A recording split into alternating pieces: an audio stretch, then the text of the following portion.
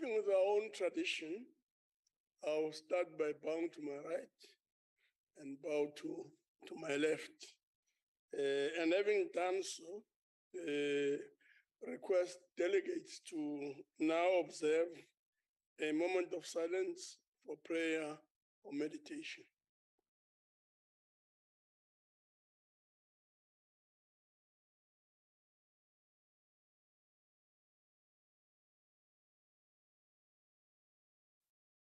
Thank you very much.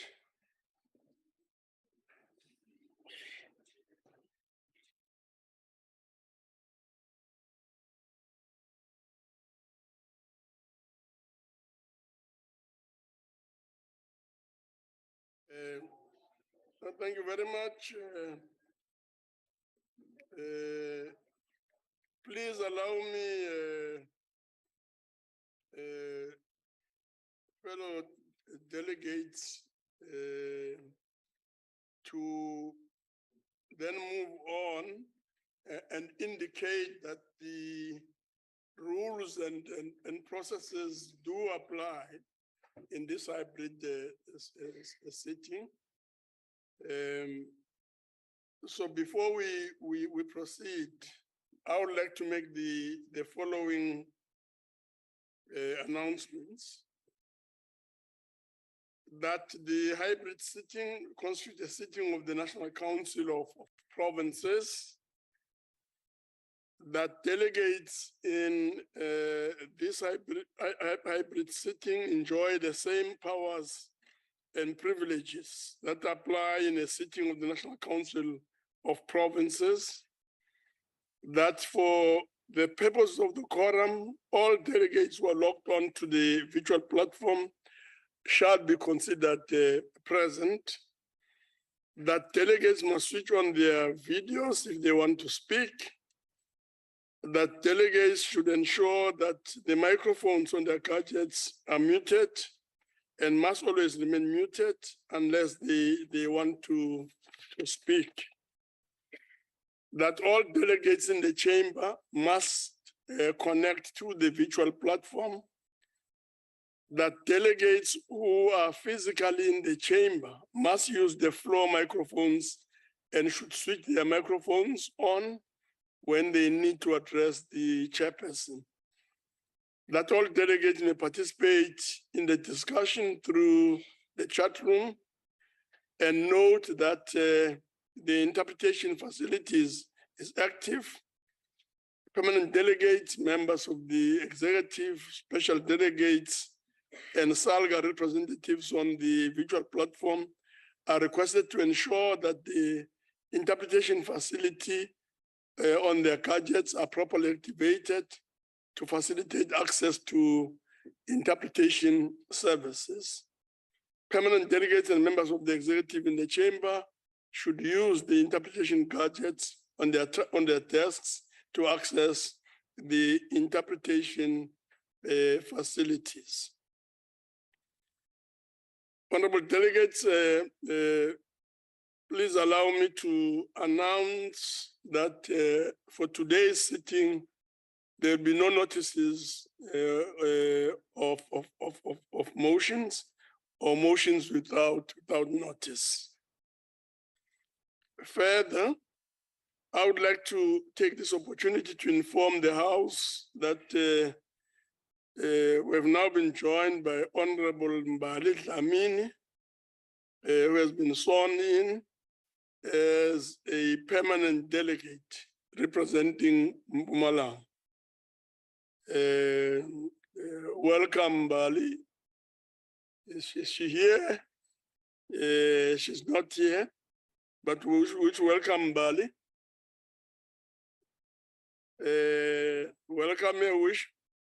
We must indicate right at this point that we're looking forward to fruitful, productive, and successful term together with her as she joins the National Council of Provinces.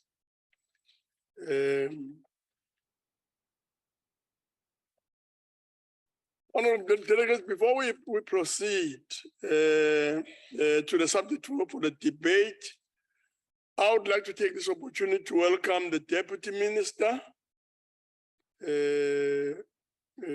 of Cooperative Governance and Traditional Affairs,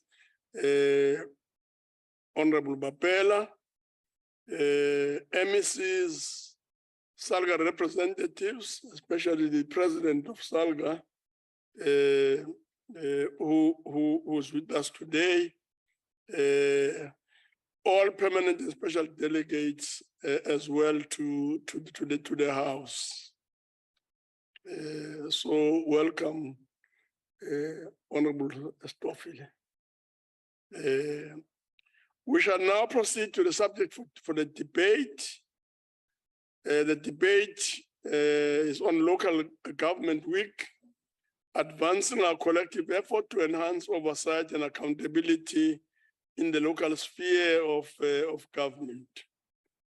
So I'll now call upon the Honorable Bapela, Robert Bapela, Deputy Minister of Cooperative Governance and Traditional Affairs, to open the debate.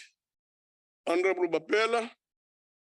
Thank you very much, Chairperson of the NCOP, Honorable Amos Masonto, the Chief Whip of the NCOP, Mr. Seiso Mohai, Chairpersons of the Select and Portfolio Committees of COGTA, and other Chairpersons of Parliamentary Committees, members of the NCOP, MECs of various provinces present. I was told the Auditor General was going to be in attendance. Should she be there? Also welcome Mr. Tsakani Maluleke, President of SALGA, Councillor Bheki Stofile, esteemed guests, ladies and gentlemen. Chairperson, the 2022 Local Government Week, under the theme Advancing Our Collective Effort to Enhance Oversight and Accountability in the Local Sphere of Government, was again an opportunity for the three spheres of government to work as a collective in addressing the challenges facing local government. Minister Nkosazana Dlamini Zuma, in her address, stated that, and I quote, "The centrality of local government for socio-economic development emboldens me to argue that every week should be a local government week. We cannot address any issue in local government without an understanding of the ideal local government, particularly how our successes and all failures translate to whether we can achieve a better life for all for our people," closed quote. In echoing the minister's words, I align myself that, that local government week should be every week, as local government is what we experience on a daily basis. As you open the tap, put on the lights, the collection of refuse happening, and driving in the streets that have no potholes and that are clean, it's what we all expect to see. It is prudent that we locate and reflect on the local government that is in an ideal situation, particularly one that will enable us to create the people-centered society. The minister further alluded to the fact that this will enable us to determine the type of oversight necessary for the various spheres and institutions of collective governance. We must also recognize the developmental role given to our local government by the white paper on local government and the Constitution. Section 152 of the Constitution says the objectives of the local government, which are to provide democratic and accountable government for local communities. Two, to ensure the provision of services to communities in a sustainable manner. Thirdly, to promote social and economic development. Fourthly, to promote a safe and healthy environment. And then lastly, to encourage the involvement of communities and community organizations in the matters of local government, just to mention the few.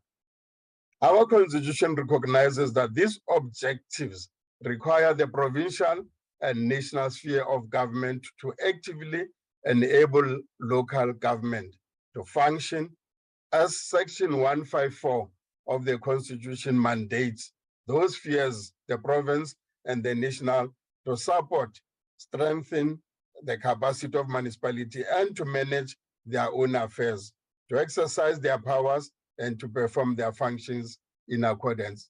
The Constitution says it shall, it doesn't, it must, it doesn't say it may. So this is therefore an obligation on the spheres of government to continuously provide support to the local government so that these functions can then be realized. Honorable members, ensuring an ideal municipality requires a whole of government and society approach and policy coherence implementation at all levels, and therefore needs that we then have to make sure therefore that we work together in that harmonized way and ensure therefore that we continue to strengthen each other in a collaborative and coordinated manner. It is for this reason that we contribute to strengthening the district development model approach, which is anchored on Section 47 of the Intergovernmental Relations Framework Act. This whole of government and society approach identify metros and district spaces, which is 52 spaces in totality, 44 districts and 8 metros, although with distinct constitutional powers, functions, and responsibility as the most appropriate levels for intergovernmental coordination and social campaigning. It is not only government that meets in these spaces in the 3 spheres, but also the mobilization of the communities, stakeholders, NGOs, civil society, all, including traditional leaders, all working together to realize the objectives of local government. And therefore, it is the most appropriate level for intergovernmental coordination and social compacting. It is aimed at facilitating joint planning, implementation, and monitoring of government's development programs with all spheres, sectors, and entities. This must undertake collaborative planning, budgeting, and implementation process, thus converging developmental efforts at the district metropolitan level. When a district is working optimally, we should have one plan that is implemented by all sectors and spheres of government. I think this is how we did that to also to support and strengthen local government. Honorable members, our collective oversight and accountability through the local sphere of government can bear the desired impact when the oversight is cross-sectional and is able to view the performance of local government in tandem with that of provincial and national government. The Municipal Structures Act has now proposed, and then I think we then have to make sure therefore that these committees are established. The Section 79 committees that will be approved by the council as opposed to Section 80s that are appointed by the executive, so that the separation of powers and functions between the council and the executive can be a distinct model that can then begin to see oversight becoming effective, because the committees will have been appointed and then chaired by councillors in the council to ensure accountability and oversight. Also, using this Municipal Structures Act to ensure therefore that the MPECs are also established in all municipalities, and then those MPECs must then be supported to train and ensure that they are capacitated to ensure therefore that whatever reports that they've concluded on do serve in council. Council do not postpone simply because there's a matter that is affecting one of us or anybody, and then those MPECs reports ought to be processed so that whatever remedial actions that are proposed by the MPECs can then be dealt with as a way of strengthening the oversight at the spheres of local government. Section 154 emphasizes also the support that needs to come through the accompanying budget, so that we could then begin to ensure therefore that the capacity of those MPECs is also well resourced, and they can then go into any investigation on any matter to ensure that indeed oversight happens. 139, discomforting as it might be, has been overused as a way of really intervening.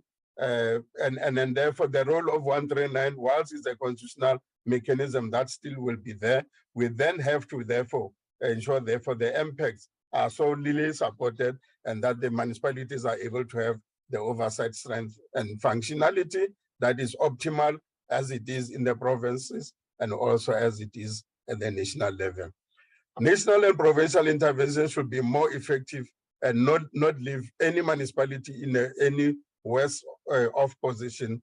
The exit processes and reports must also be presented so that they can also serve as a tool of oversight so that they don't just end up being submitted and they are not being engaged by the council, and some of the useful lessons learned and then recommendations that comes out of those exit reports can then also be used to ensure therefore that local government is able to then fix whatever wrongs that are there. The minister has called on honorable members also to come forward and participate in the 21-year review of local government, a process that has started last year, is still going on.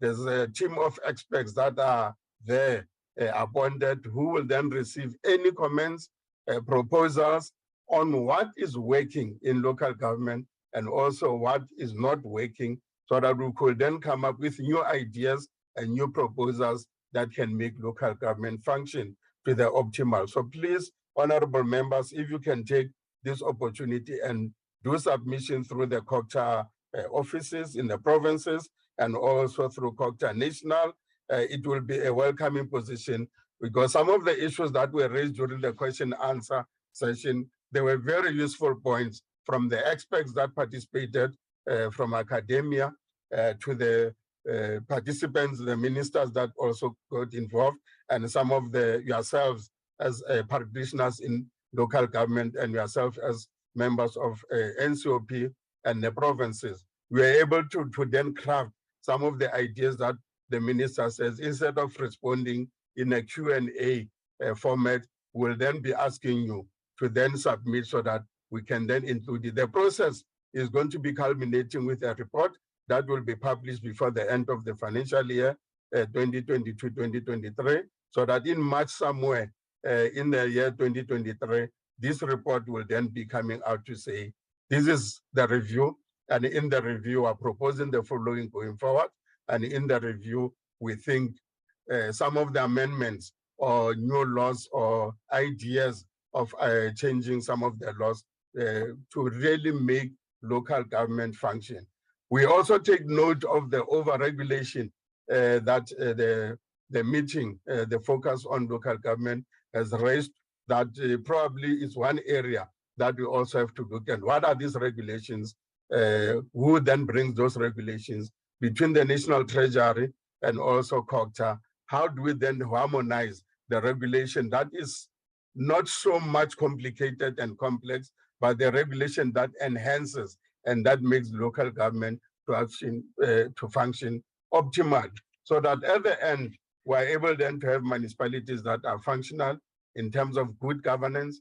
We have municipalities that are able to be accountable in terms of according to accounting to the people that have voted for those councillors in, whereas we can also have administration that is focused, not interfered with, but the interfacing being a complementary between the executive and the administration, so that we could then have municipalities that are a pleasing area for every member of society, because all of us live in a municipality. When we leave home to go to work, you are in a municipality. Even your workplace is in a municipality. And I think this ideal municipality that the minister spoke of is what we are all saying is an ideal. Honorable members, let's then take those notes from the local government week, compose them into a report so that we could then begin to say what was it, and we share with some of our colleagues who might not have attended, and then let's then begin to give more attention by submitting on this 21-year review of local government, so that we could optimally then begin to see the oversight and accountability being strengthened in the local government. Yes, this is a collective effort, and we all must work to enhance oversight and accountability in that sphere of local government. Thank you very much, Chairperson, for giving me this opportunity, and then to all honorable members who are going to be the participants. Thank you very much. Thank you very much, Deputy Minister. Our next speaker is going to be Honorable S.J. Mohai, Chief Whip.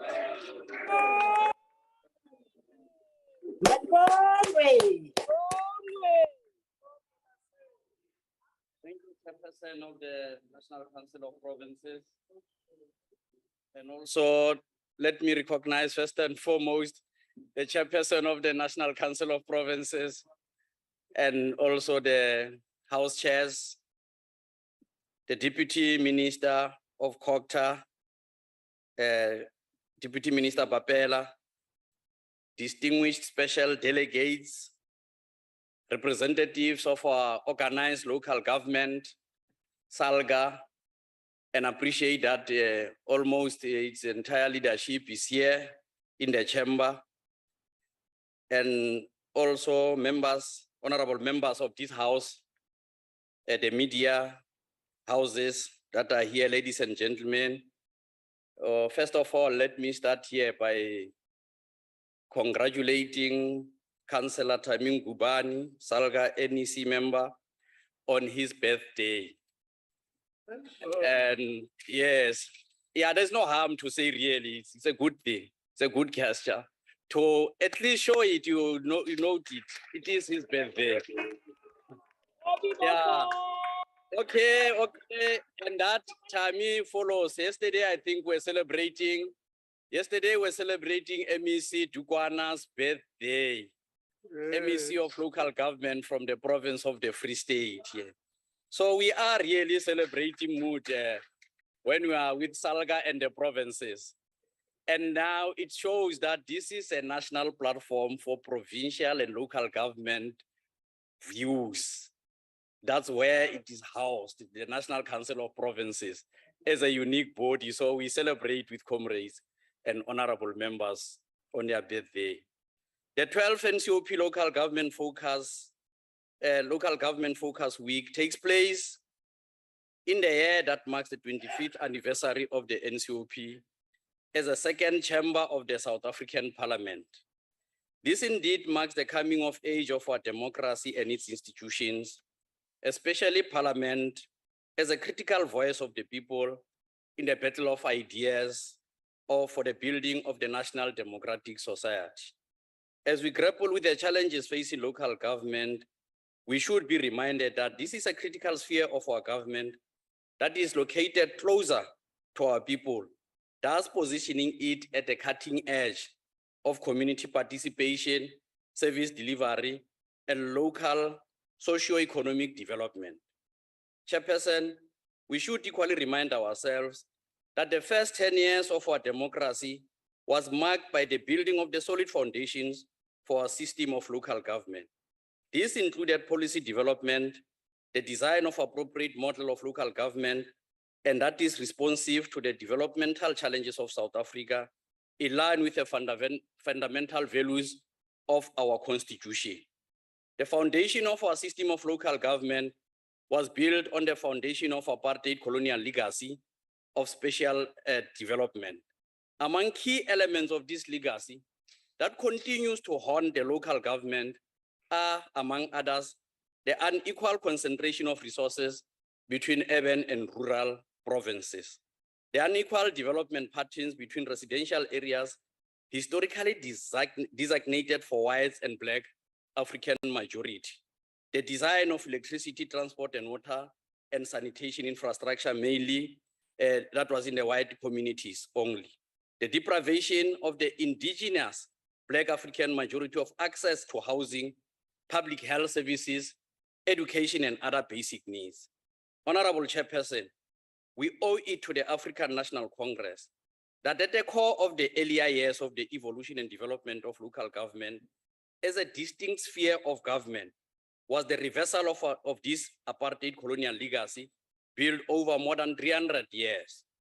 This entailed the provision of water and sanitation, electricity, free access to education and public health service, housing to millions of the poorest in many of our communities. Over the years, these strides and successes by our local government began to face serious setbacks and reversals.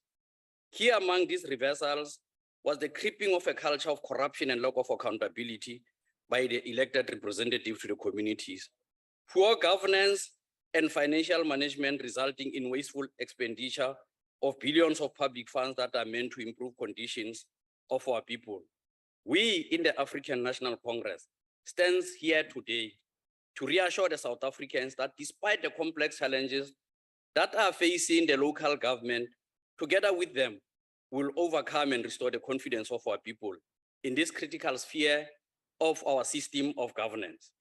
We equally reaffirm our position that as a leading mass party in many municipalities, we take full responsibility for the maladies that are engulfing the local government sector.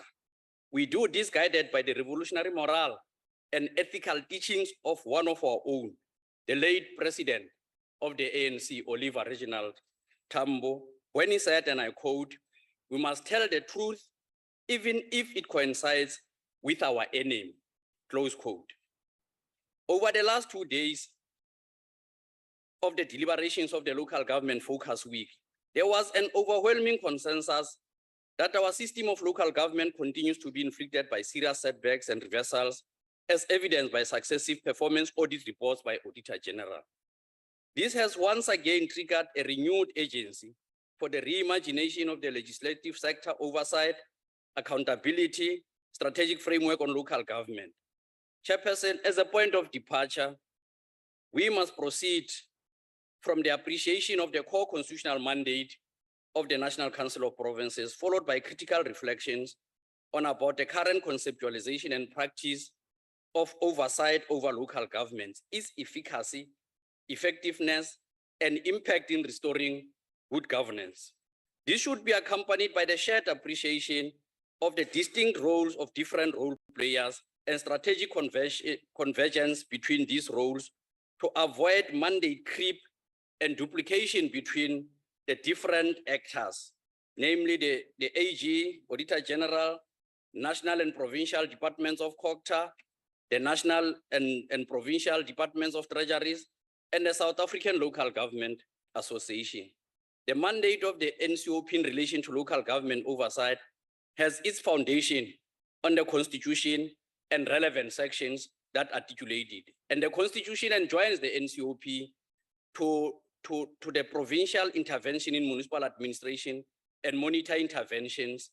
Section 154 enjoins the national and provincial government to support local government, and certain section 47, subsection 3 of Local Government Municipal System Act enjoins the MECs to be responsible, the MECs responsible for local government to provide a copy of annual reports on the state of municipalities to the NCOP.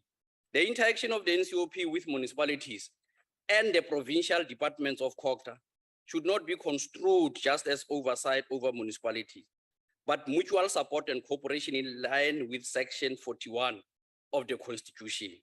It should be appreciated as the enabling mechanism for the NCOP to discharge its role of integrating the interest and voices of provincial and local government in the national sphere of government.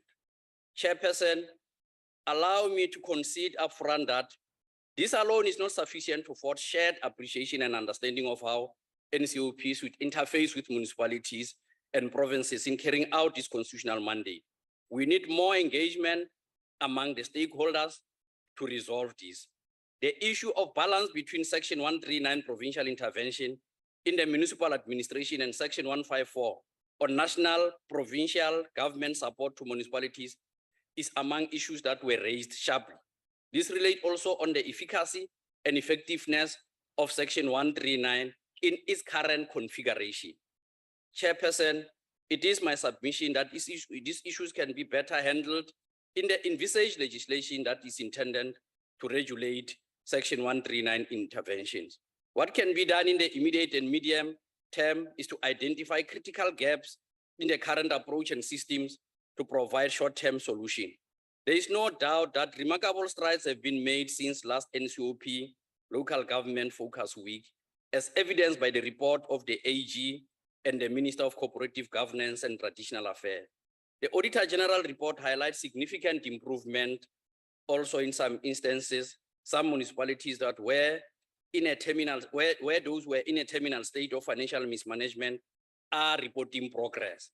In response to the challenges of professionalization of municipalities and various policy gaps identified in the last local government focus week, uniform norms and standards on the competency framework for the appointment of municipal staff has been adopted.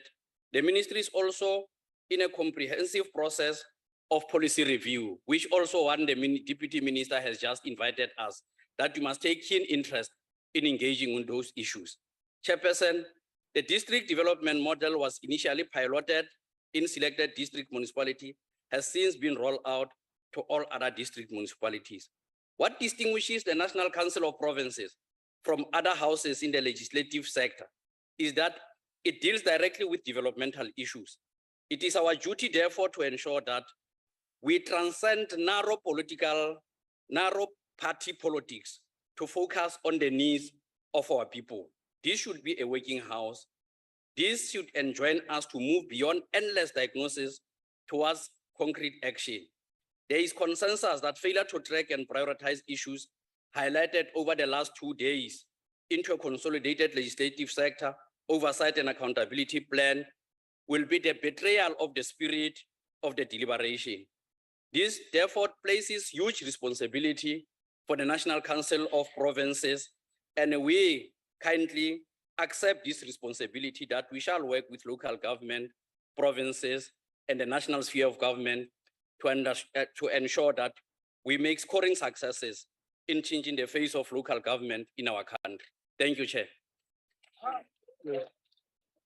Thank you very much, Chief Whip. We will now,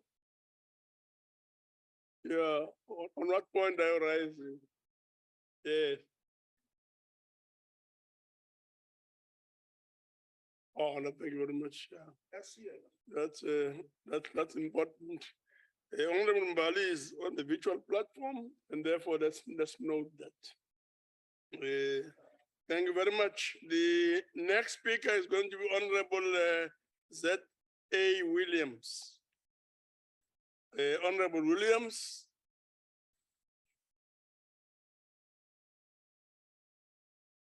Honorable Williams from the Eastern Cape.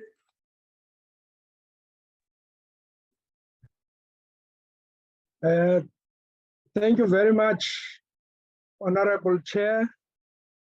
Greetings to you and the Deputy Chairperson of the House, all the House Chairpersons, the SALGA representatives, and all distinguished guests. I greet you all from the home of legends in the Eastern Cape. Chairperson, I am pleased to address the House on the theme entitled Advancing Our Collective Effort to Enhance Oversight and Accountability in the Local Government Sphere. This debate takes place during the week of the 45th commemoration of the killing of the leader of the Black Consciousness Movement, Stephen Bantu Biko.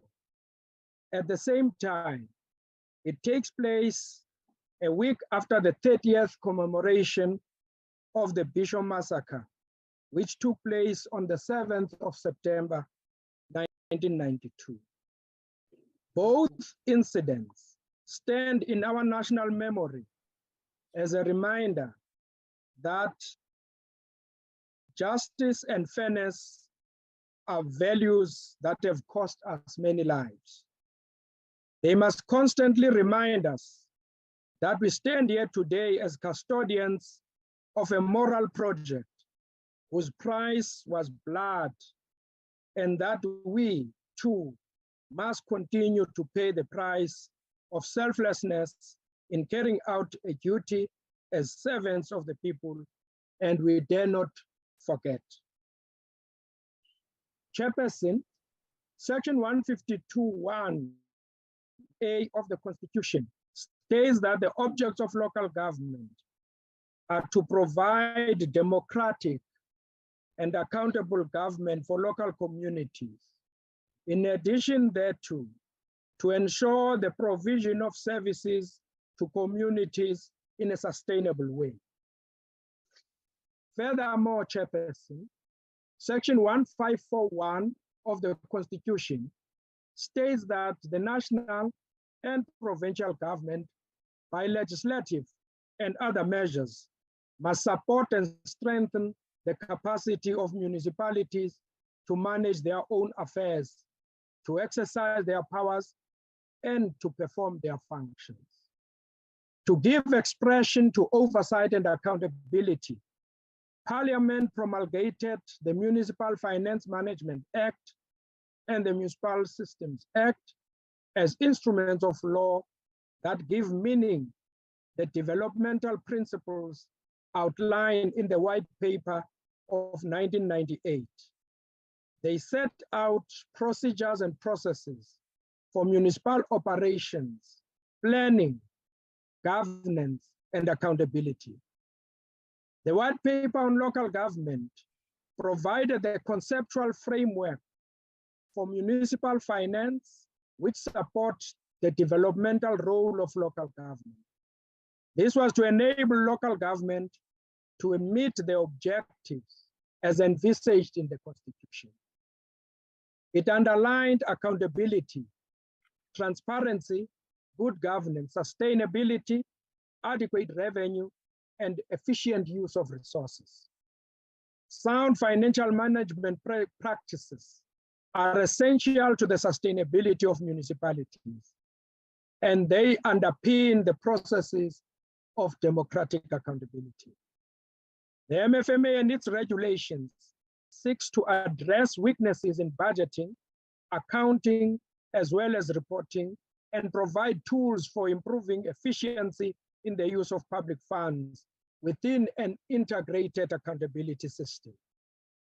The MFMA holds the council accountable via mechanisms involving separating roles and responsibilities between councillors and officials.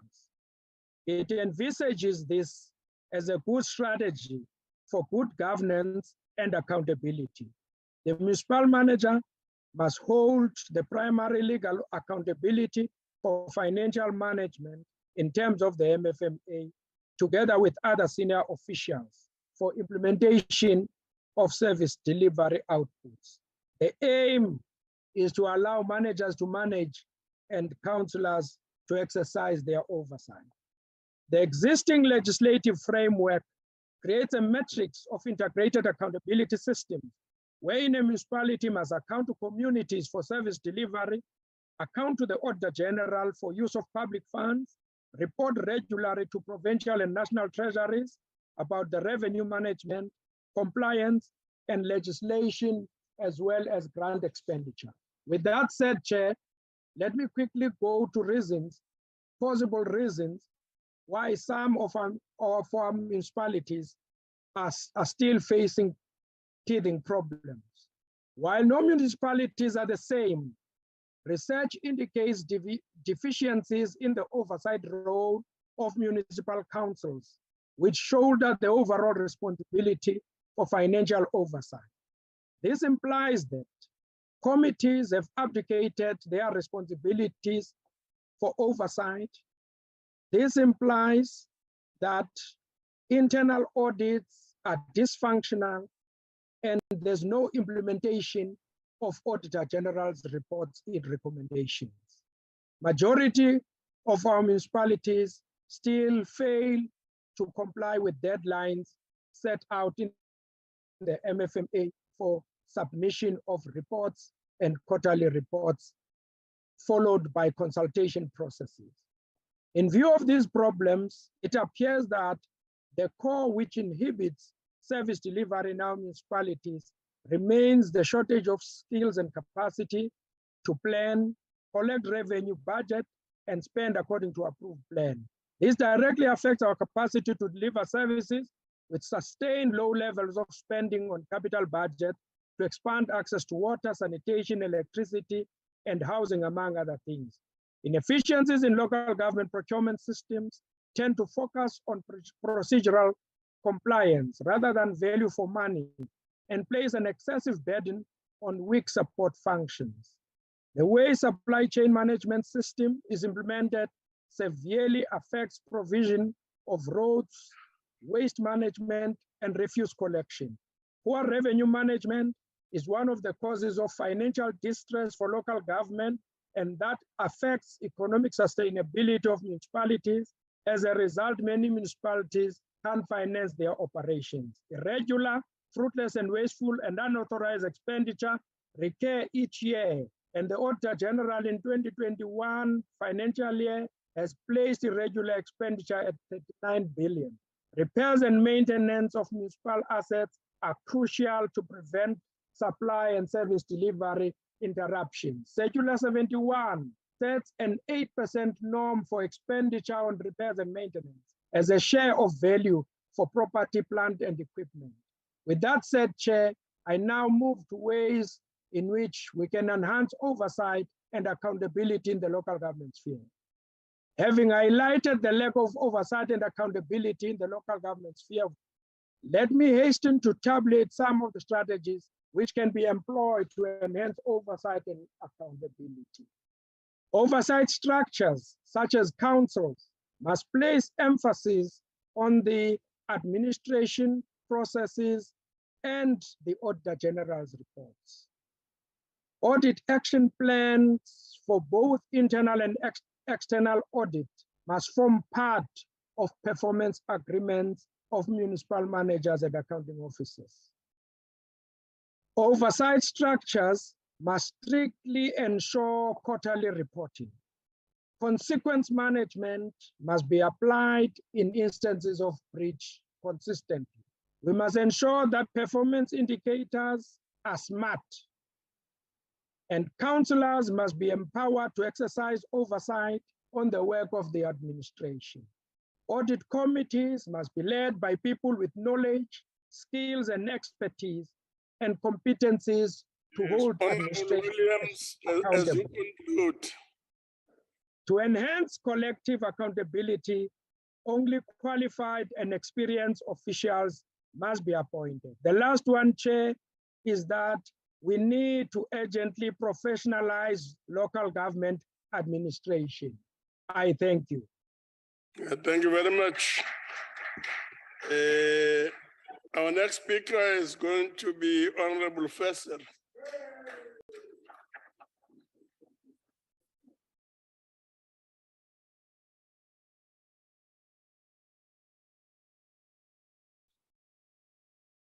Honorable Chairperson. Honorable Chairperson, Honorable Deputy Minister, Honorable Members, all protocols observed, and fellow South Africans, good day. The aim of the past 2 days was to advance our collective effort to enhance oversight and accountability to prevent further disaster and collapse and regression of most of South Africa's municipalities. We must recognize and acknowledge the challenges of the growing elephant in the room. We must face the realities that most South African municipalities are governed by the ANC. Sadly, these municipalities are destroyed beyond recognition, to the point where water, electricity, sanitation, wastewater treatment works, and road infrastructure needs to be rebuilt from scratch. Although the decay and destruction and the financial mismanagement regressed, evidently there was no appetite from within COGTA, either national or provincial, to stop it. In the chambers of legislatures and parliament, it was discussed, debated, and decided to repetitively evoke Section 139 interventions right through the alphabet curve, knowing full well that interventions in the democratic South Africa did not restore good governance and sound financial management. In fact, The ANC, fully aware of the failure of interventions, used it as a punitive political weapon to hopefully settle factionalism within the ANC, like again now in Lichtenburg. Therefore, in the developmental state, the intention of the local government week was finding the root causes of dysfunctional and collapsing municipalities, and the reason why most provincial governments failed to restore best governance processes, procedures, and practices. With 16% of South Africa's 257 municipalities receiving clean audits in the 2020-21 financial year, this confirms a subsequent regression of further collapse. But the signs and red flags from the annual AG reports were clearly visible for years, indicating a disaster. However, the ongoing endemic fraud and corruption, the blatant looting of municipalities within administrations in most departments, the financial mismanagement, the absence of accountability, as well as the absence of consequence management were not enforced. In the new South Africa, a financial and operational collapse causing destruction of infrastructure, failure to deliver basic services, and governance with no compliance to the Constitution and said legislation was never anticipated. Policymakers concluded that local government is central to achieving the goals of the developing state, and its failure therefore implausible. Cadre deployment and the recycling of corrupt accounting officers nurtured endemic corruption and fraud within local government structures by circumventing procedures, regulations, and legislation, looting municipalities to dysfunctional collapse and bankruptcy. The lack of political will, factionalism, and ill discipline reduced the system of local government into financial mismanagement, the cessation of service delivery, and disgruntled citizens. The said ANC local government management style subjected communities to inhumane living conditions and the infringement of the constitutional human rights, living without water and within the stench of surrounding sewer streams. The impact of municipalities failing to deliver and maintain safe and reliable services negatively impacts on every level of society. It is sickening to see how municipalities force citizens to live in towns paying for services they never receive. It is horrendous to see how local economic hubs are closing down and people lose their jobs due to ANC bad governance.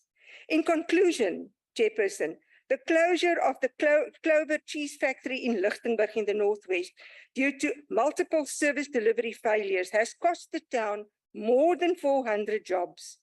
In Gauteng, Mfulini's dysfunctional sewer wastewater treatment plant has sunk the area's efforts to promote tourism-based activities due to the polluted Vaal River.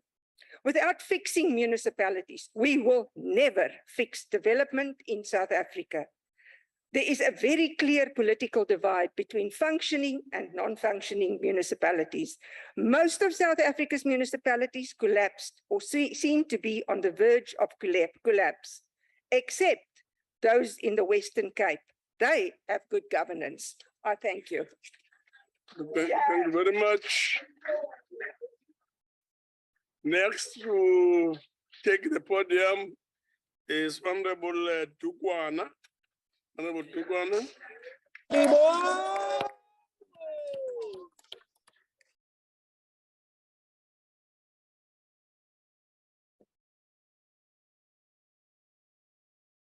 Honorable Chairperson, Tatu Masondo, Honorable Chief Whip, Ndadesei Somohai, Chairpersons, members of the National Council of Province,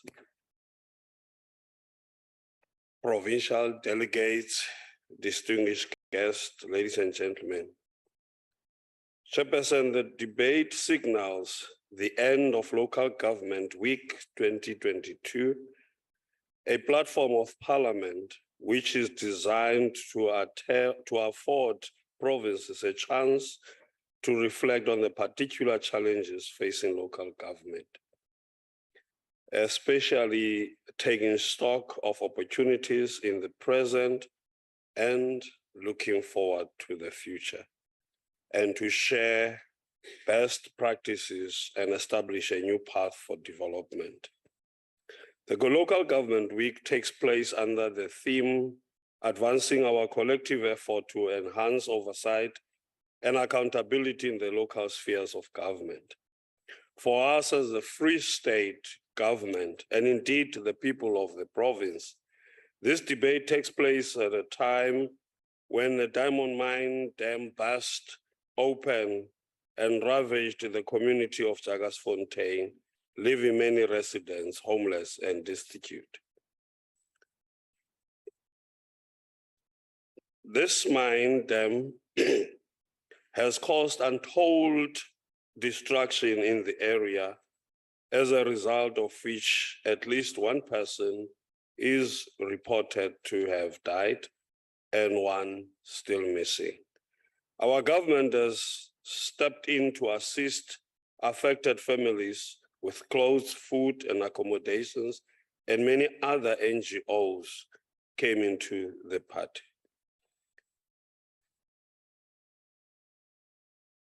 We extend our heartfelt condolences to families who have lost their loved ones, and also share our sympathies with those whose houses were destroyed and damaged as a result thereof of this disaster. There's no doubt that oversight, when done properly, is a critical instrument in the hands of our government to ensure that maladministration, inefficiency, wasteful expenditure, and corrupt practices are dealt with decisively. It is the only way of ensuring that people who are being monitored perform their duties as expected and without unnecessary delay. The institutions that monitor and hold local government accountable must themselves be credible in the estimation of the people. A few decades ago, an outstanding Dutch educationalist, Martinus Jan Langeveld, chronicled the following remarks, I quote, "Theory without practice is for geniuses. Practice without theory is for fools and rogues. But for the majority, the intimate and unbreakable union of both is necessary," unquote. I quoted Langeveld as I have because there is a tendency to assume that fanciful debates in these platforms, in which we parade our knowledge of local government, somehow contribute towards improving the overall performance of municipality. This tendency is the reason why municipalities continue to fail. Our beautiful constitution and policies notwithstanding, we act as if our diagnosis of the problem and knowledge of practical solution will themselves take us forward. We do not possess the necessary political will to implement our policies. And yet there is no social or society that has fully developed without taking practical action to turn things around. It will be impossible for our local government scheme to be better unless we marry our ideals with good practice. And so as we debate here today, our resolve ought to be constructed on a meta-narrative of the essentiality of theory and practice. Local government has the sole responsibility of building an effective government system that responds to the needs of the people, and one that is particularly driven by the ideal of making these everyday lives of our people bearable and better.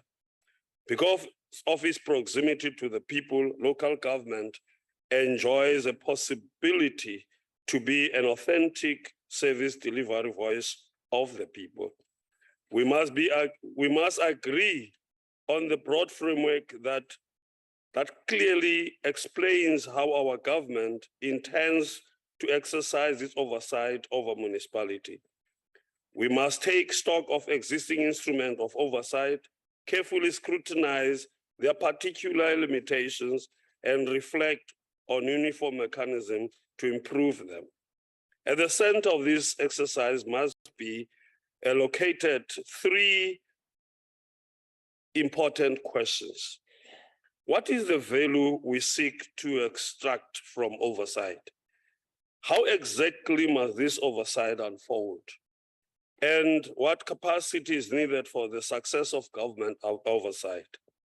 In exercising our oversight function and in the context of evolving dynamics, we are now forced to pay more attention to a relatively broad range of issues than we did in the past. We need to identify which issues are critical for the survival of municipalities, assess their impact, and install mechanisms to monitor these issues. This process will never succeed unless we drastically return to basics. Out of this shall certainly emerge a framework in terms of which public participation and involvement, clean governance, and transparency will be facilitated. However, we are under no illusion that the problems facing municipalities will be resolved with the speed of light, because most are caused by lack of capacity. In fact, we are elated that the minister has joined the debate, the deputy minister has joined this debate and shall take note of issues relating to the resourcing of municipalities. This is an absolute necessity to give support to small local municipalities which have no capacity to generate revenue on their own. The need for national and provincial government to offer increased support to municipalities cannot be overemphasized. There shall be no proper service delivery that happens unless municipalities have the capacity to recruit sufficiently qualified professionals, and this depends on the ability to remunerate such professionals. This is necessary to secure the much needed economic growth and development, which will guarantee a large revenue base for our municipalities and creation of jobs for our people. At the outset, the single biggest stumbling block is political interference, which result in the appointment of unqualified people by municipality and poor adherence to regulations. This we must combat as a matter of urgency. Another impediment to enhance oversight and accountability in the local sphere of government is lack of coherence. Even as we debate here, our viewpoints follow primarily from party political exigencies and not from obtaining objective experience. In truth, our oversight role shall not fully obtain unless we secure greater cooperation of all political parties represented here and in provincial legislature. It is this cooperation that will inspire our people to stand together in demanding that municipalities achieve their targets.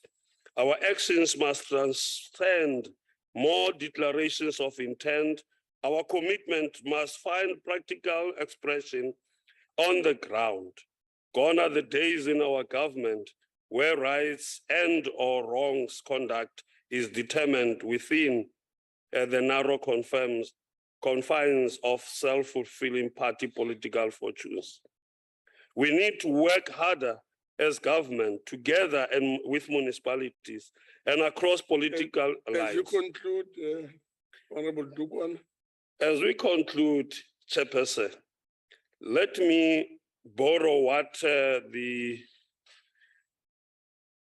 Secretary of Parliament said yesterday in closing, using Abraham Lincoln's words. We can succeed only by consent. It is not, can any of us imagine better, but can we all do better? The dogmas of the quiet past are inadequate to the stormy present. The occasion is piled high with difficulty, and we must rise with the occasion. And this is the opportunity for all of us to rise with the occasion. Thank you, Chairperson. Thank you very much.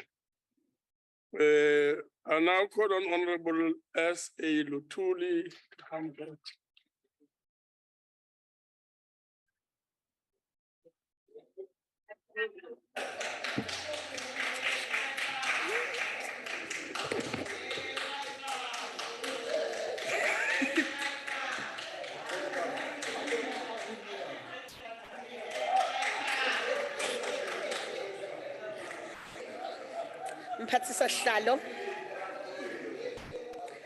Mphathisosihlalo angibingelele kubona bonke ikakhulukazi kubabukele emakhaya. Asihlalo umbiko wokuthunjwa kombuso usanda kuveza isithombe esingesihle nesidabukisayo sendlela iPhalamende izikhathi eziningi elibonakala ngalo lihluleka ukufeza indima yalo. Ukubikezelwa kwayo kwalombiko kuveze ukuthi unyaka nonyaka amacala afanayo enkohlakalo nokusetshenziswa budedengu kwezimali zikahulumeni kuvame ukufana kuwo wonke ama-province. IPhalamende linomsebenzi walo obalulekile ukwengamela umthethosisekelo, ikakhulukazi njengoba uhlobene nokuqinisekisa ukuthi uhulumeni uyahambisana nokusetshenziswa kwezimali zomphakathi. Yize kunjalo iPhalamende lithanda ukuhlehlela emuva, hlalo. Ukwengamela kuyimsebenzi egunyaziwe ngumthethosisekelo, ukwengamela ukusebenziswa kwezimali. Lo msebenzi unikezwe umthethosisekelo ePhalamende wokuqapha kanye nokwengenelela uma uhulumeni ungenzi kahle, ikakhulukazi kohulumeni abasemakhaya. Instead, we are left to deal with factional battles formed within the ruling party, which have no regard for their duties as public office bearers. Members of Parliament from the ruling party are too divided along public lines to stand up for the public good. As a result, members of Parliament defend the blatant theft of public funds and other acts of corruption just because of party affiliations. Corruption runs widely in the administration. It stands as one of the most serious challenges facing the local sphere of government in South Africa today. At local government, corruption occurs on a large scale, often going by undetected and stand as a major political and economic obstacle to the economic development of our country. Malpractice has become a thing of every day, even though an annual audit report suggests that Parliament does not respond effectively to challenges faced. There also exists a permanent problem of financial mismanagement in the public sector. This problem has manifested itself in a growing wasteful, irregular, and fruitless expenditure in the country, confronted by poverty, unemployment, and inequality. We know this to be true, as nearly half of the 39 municipalities in the Eastern Cape are currently on the brink of financial collapse and are being investigated by hawks for corruption. Buffalo City Metro, Nelson Mandela Bay Metro, OR Tambo Districts, Municipalities, Chris Hani Districts, Amatole Districts, Alfred Enzo Districts, Engcobo Local Municipalities, Inokmkijima, Inxuba, Yethemba, Njabe, Amashati, Port St. John's, Isaki Sizwe, Imbashe, Iwota Sisulu, and Makoma are all under investigation. Generally, the Eastern Cape is characterized by the municipalities which are either on the brink of collapse or are already collapsed. As 11 municipalities are regarded as dysfunctional, 14 high risk, and 14 are low risk. People's money is being squandered by the executive, and all this occurs at the backdrop of a long list of legislation covering public financial management. Corruption goes by undetected with no apparent consequences for wrongdoers, as officials go by unpunished and are not answerable to the people. The executive is hardly held accountable, and there is often no consequences for ministers and accounting officers when department and entities ignore recommendation made by Auditor General. The consequences of which is the delay in the provincial of services of our communities. We all know this to be true, as in KwaZulu-Natal, there exists a poor record of governance and service delivery, political instability, theft, and the deployment of cadres is a thing of a day in our local sphere of government. Abaqulusi, umsunduzi, uthukela, inkosi langalibalele, inquthu, umkhanyakude, umtubatuba, imoyempofana, and umzinyathi, bonke bangaphansi kwe-administration. Umsunduze, uthukela kanye nomkhanyakude, bona-ke sebebe under administration kabili ilokhu kwaqala 2000. Uthi abaqulusi inquthu, umtubatuba nemompofana kanye nomzunyathi bona sebebe under administration kathathu.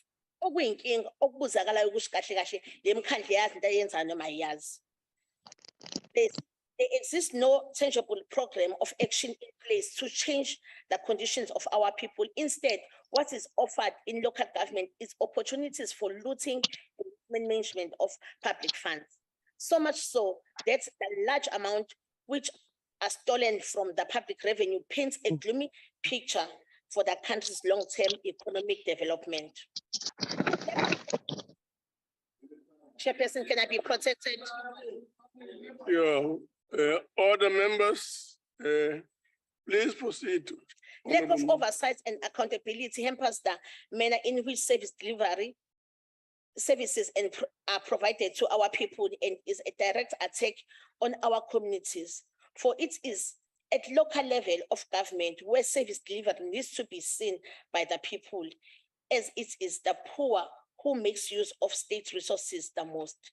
In everyday lived experience, it is our poor people who make use of basic services such as water, sanitation, and electricity, the use of public transport to get to work, use of local roads to send our kids to public schools, the use of community clinics to assess treatment, excess water management, town planning, and cemeteries management. Chairperson, the liberation movement has on several occasions demonstrated its lack of capacity in leading South Africa to economic development. It is therefore imperative that officials are held accountable for any abuse of power, so as to ensure efficiency, effectiveness, responsiveness, and transparency. Ngiyabonga kakhulu. Thank you very much. As I call on Honorable Shaik to come forward, Honorable Ngonya will take over the chair. Honorable Shaik.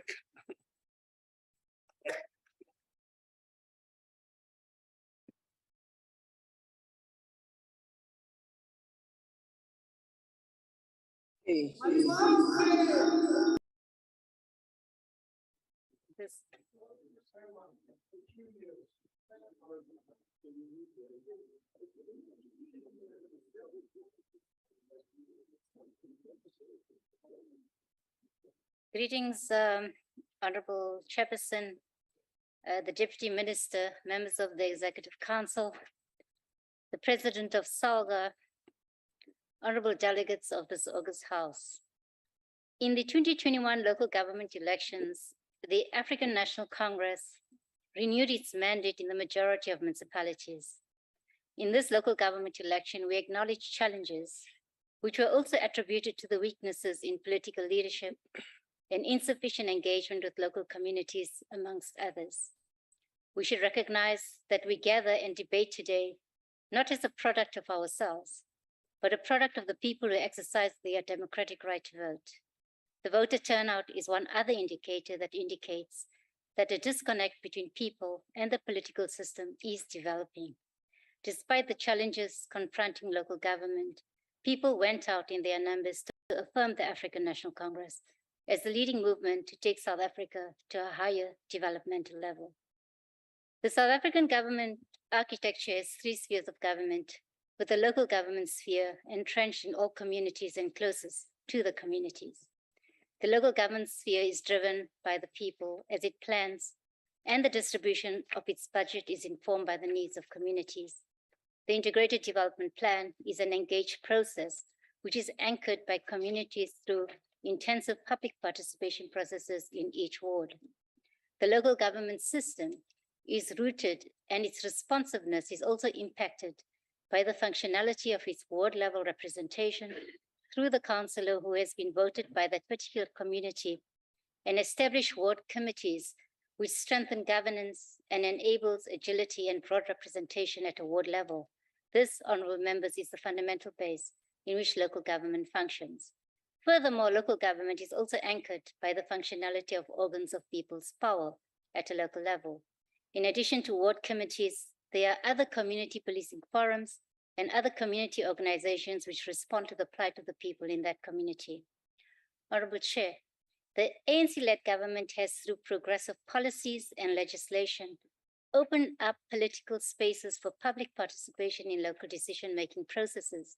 And it can be said that South Africa has amongst the most elaborate policy and regulatory frameworks for local government, and indeed citizen participation anywhere in the world.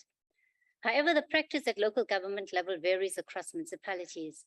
The critical question we should ask ourselves is whether we have optimized the involvement of communities in local government through its rooted design. Responses to this question will be different across the local government sphere and requires us to assess and evaluate whether our democracy has matured at a local government level. At the coalface of government and without the participation, as a coalface of government and without the participation of communities in the decision-making level of the municipality can result in a mismatch of resources and needs, unaccountability in municipal decisions and actions, and or local municipalities acting with impunity, leading to local government losing its essence. Amongst the major challenges affecting local government is the distribution of scarce resources, which are highly contested by different sections of the community. The conflict of interest and contradictions from the diverging perspectives can also become a hindrance to progress if not harnessed to an inclusive finality as observed in coalition dynamics.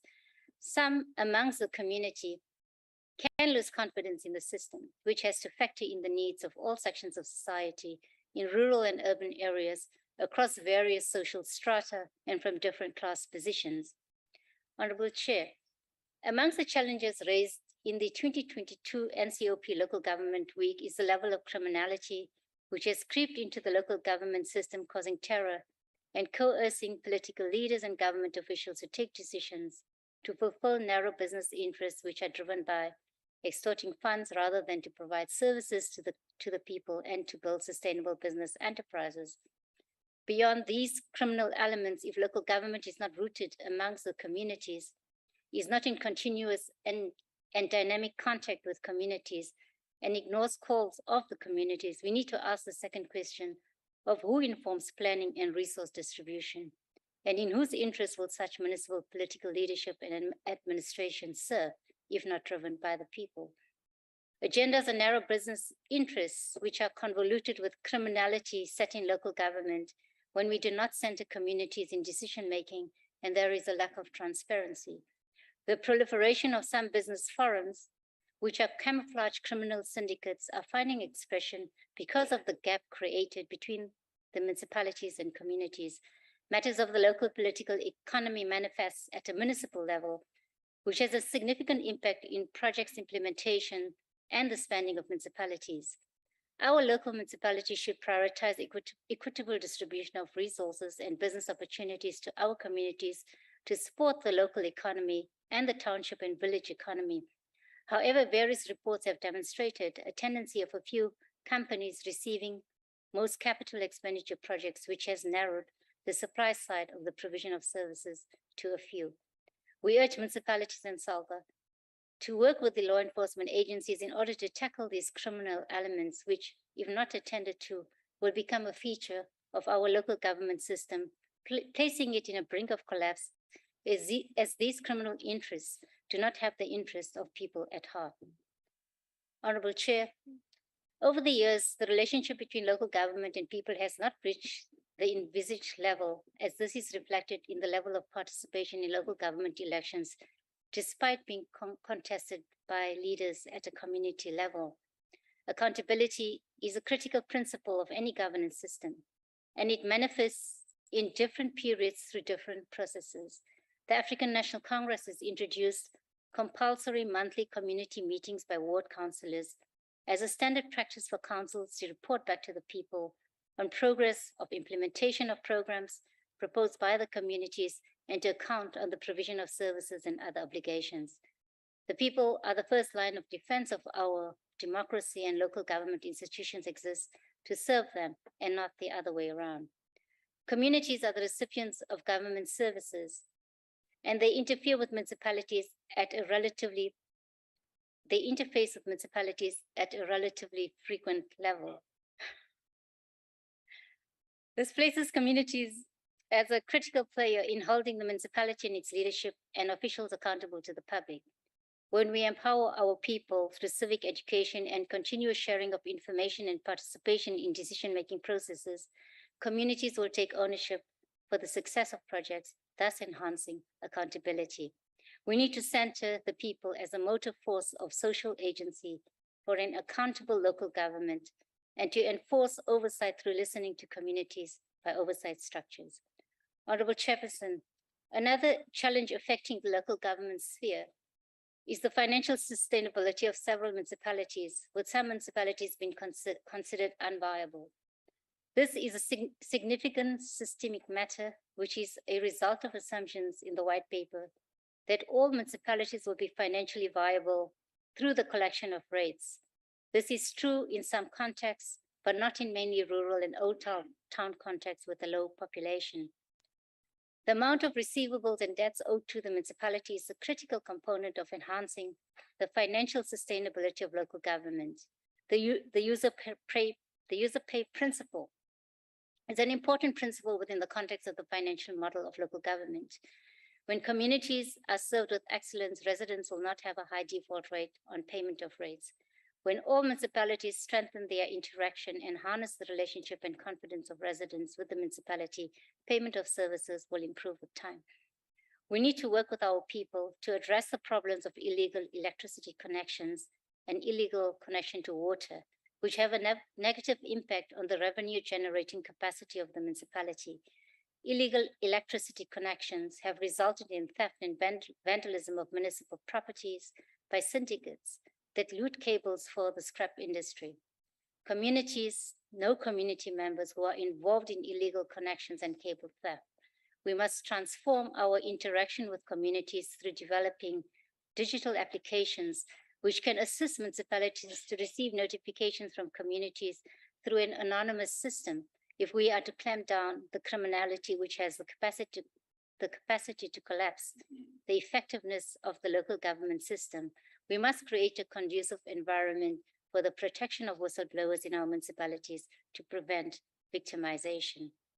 Honorable Chair, 21 years post the establishment of local government, we have learned a lot of lessons, and local government has also played a significant role in the social transformation of our society. It is local government that has expanded access to water, electricity, and bulk infrastructure in rural areas and households. We have built houses for the vulnerable, and we have provided indigent support for the most vulnerable in our society so that they are able to sustain their livelihoods. We call on all municipal councils to place the communities they serve at the center of their deliberations and plans. We need to mobilize civil society, community organizations, and business to contribute to addressing the challenges facing our municipalities, as they are a critical player in the ecosystem, and their agency can serve as a catalyst to improve governance. I thank you very much. Thanks very much. Thank you, Honorable Member. The next speaker is Honorable S. Zagele, KwaZulu Natal, MP Copter. Thank you, Honorable Chair. Greetings to you, the Chairperson of the NCOP, the Deputy Chairperson, the Chief Whip of the NCOP, various MECs from provinces, the Deputy Minister, Bapela, all honorable members of the NCOP. There can be no doubt that it is in local government Honorable where the member, demand of the Freedom Charter. Honorable member, there's a Yes. point of order. Yes, honorable member. Thank you. Thank you, House Chairperson. Isn't it the standard protocol in this House that we show ourselves when on camera, especially in a sitting like this? We cannot see the MEC, and we love him so much in KZN. Thank you. Honorable member, can you I'm not please? sure whether I'm not visible enough. You're very small. You're very small. Kuba, honorable member. Honorable Chair, I've opened the camera and everything.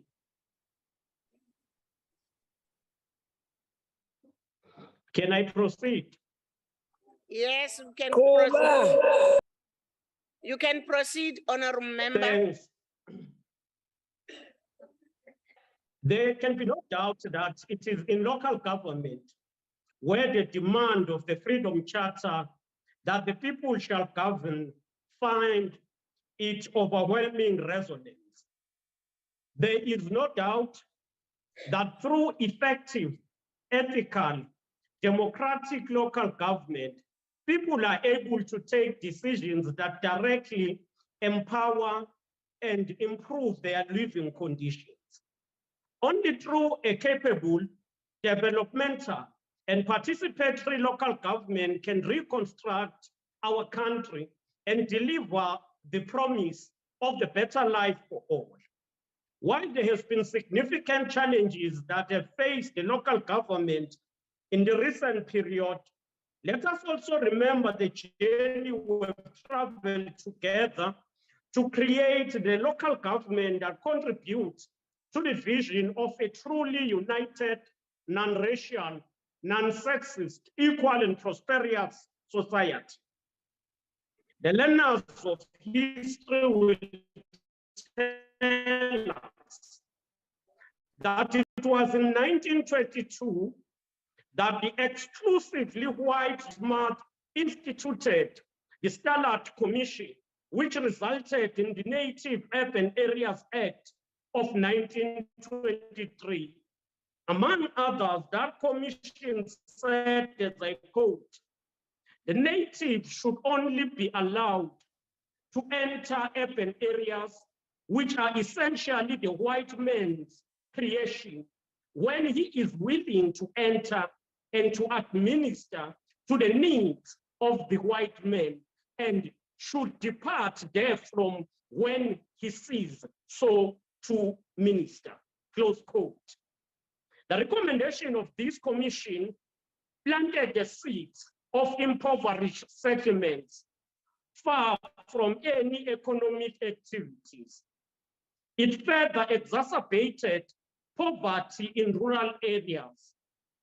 It explained why 40% of households didn't have water and electricity. It explains the huge backlog in terms of service delivery. But shortly after the advent of democratic local government, the proportion of households connected to electricity has increased in KwaZulu-Natal, moving from 48%, now it is at 81.8%. Creation of South Africa was premised on the destruction of the indigenous form of governance and undermining of the institutions of traditional leaders. Rural areas became the dumping ground for surplus labor, while local authorities became instruments of control and repression. Honorable members, today, traditional leaders are respected and they serve and participate fully in the local government municipalities. This is the democracy that this African National Congress-led government has brought. Those municipalities that were well capacitated, were mostly in urban areas. While we concur today with the call that we must fund, we must ensure that we improve the funding in rural municipalities. But it cannot be compared to the pre-1994 conditions where communities in rural areas were totally neglected. We are piloting the implementation of the district development model. In this context, we seek to ensure that municipalities in towns and in villages are together working with one purpose to ensure the creation of jobs, enable livelihood, and successful human settlement. Through effective planning and innovation, municipalities have the capacity to unlock capabilities of our communities, especially when it comes to economic opportunities. They need to forge partnership with business, organized labor, and civil society to mobilize resources and remove barriers that neglect the people in township. It is under this understanding that as KwaZulu-Natal government, we are piloting the township. And in this week, the mayor of eThekwini, His Worship Councillor Mxolisi Kaunda, hosted the second Township and Rural Investment in Mbizo at the heart of Inanda Township to unlock enterprise development. The first one was held in Umlas. Both of these townships are synonymous.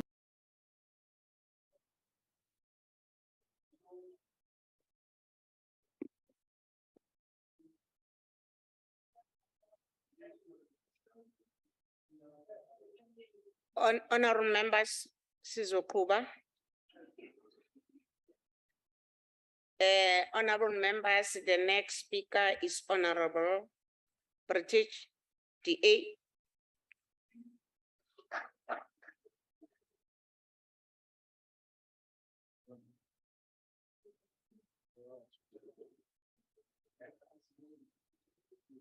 Thank you, House Chair.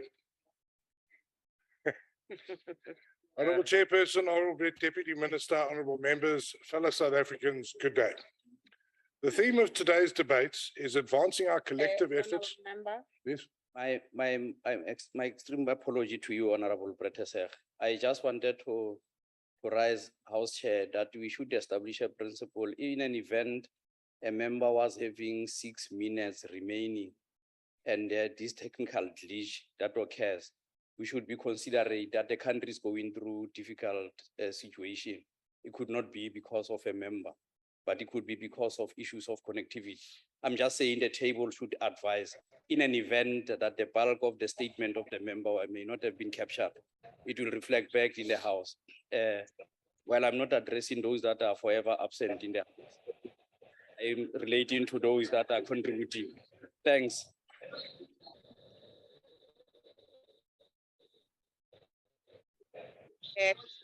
Thank you, Chief Whip. I hope the table also can correct the time of Honorable, because he's not yet starting and he got eight minutes. Can you correct my watch, please?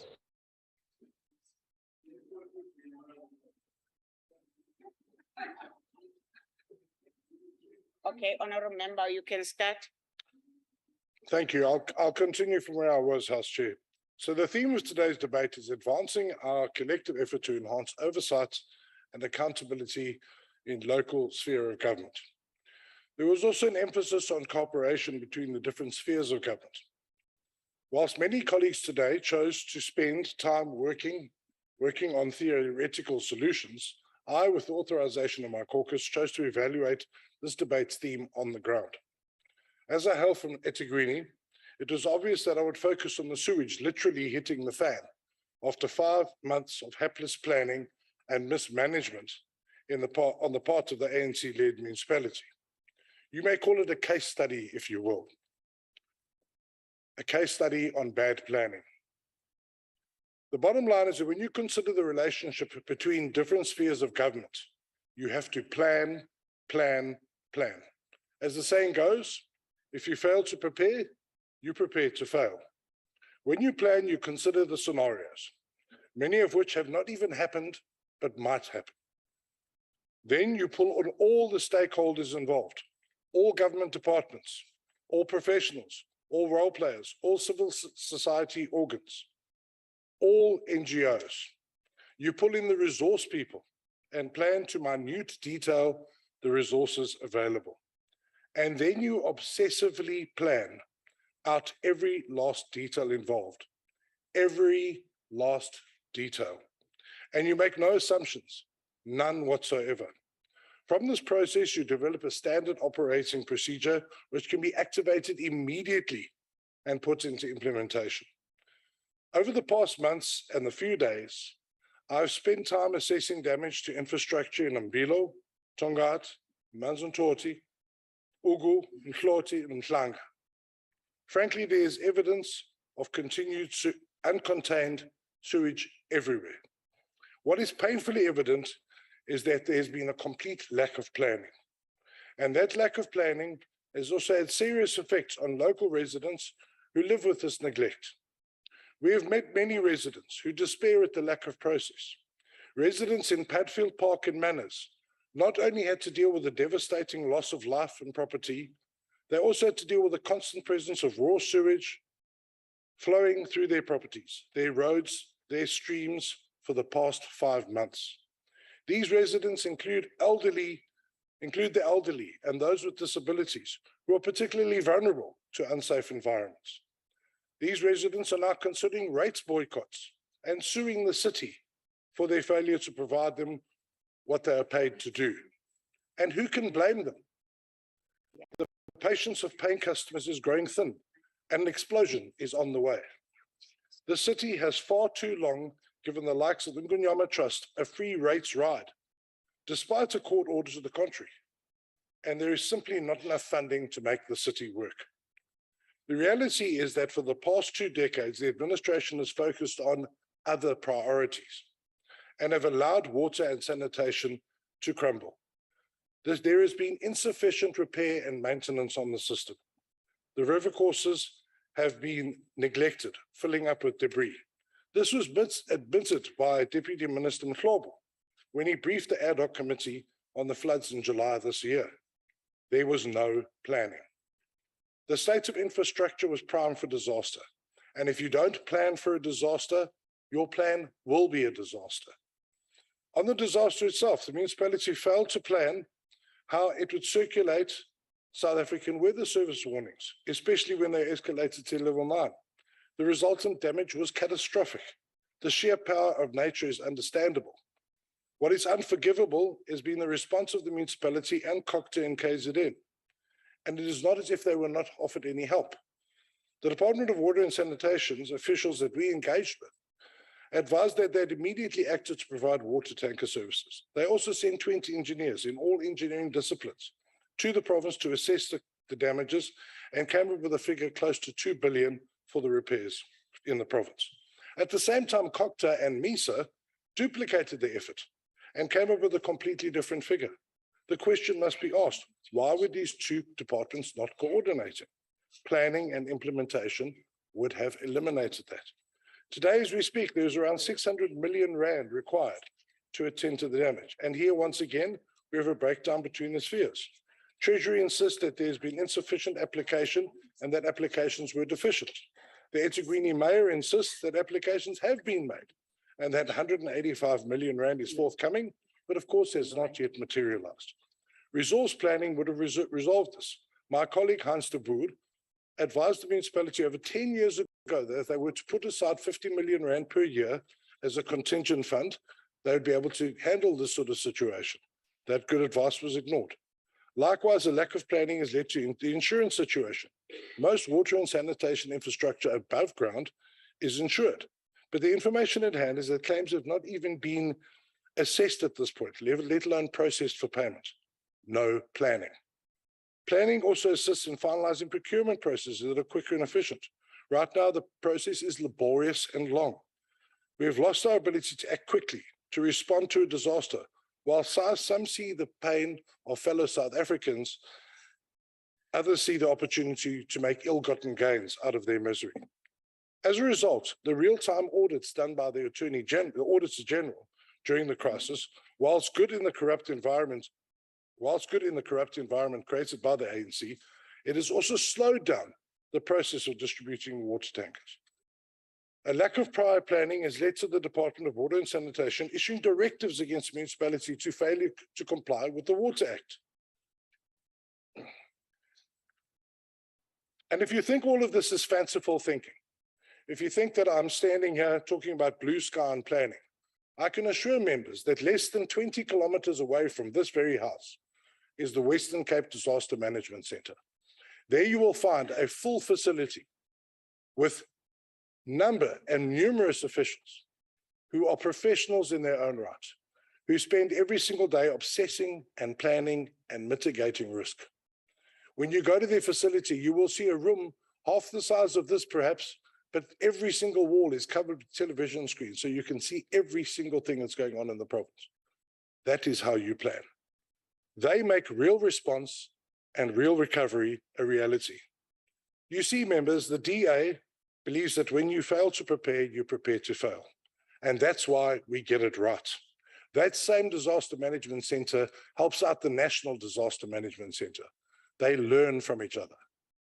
The ANC government either learn from us or get out of the way and let us do things properly.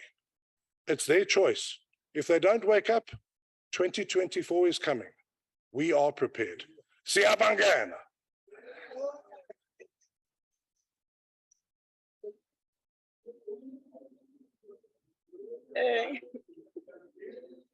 Thanks very much, Honorable Member. Honorable Member Sisiakuba.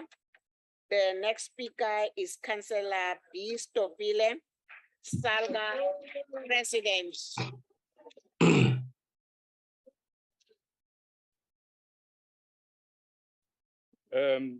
Chair of the NCOP, House Chairpersons, Select Committee Chairs, members of the NCOP leadership, accept our greetings. Allow me to start by, on behalf of the collective leadership of SALGA, thank the National Council of Provinces for once more creating an opportunity, a dedicated reflection on the most critical sphere of government.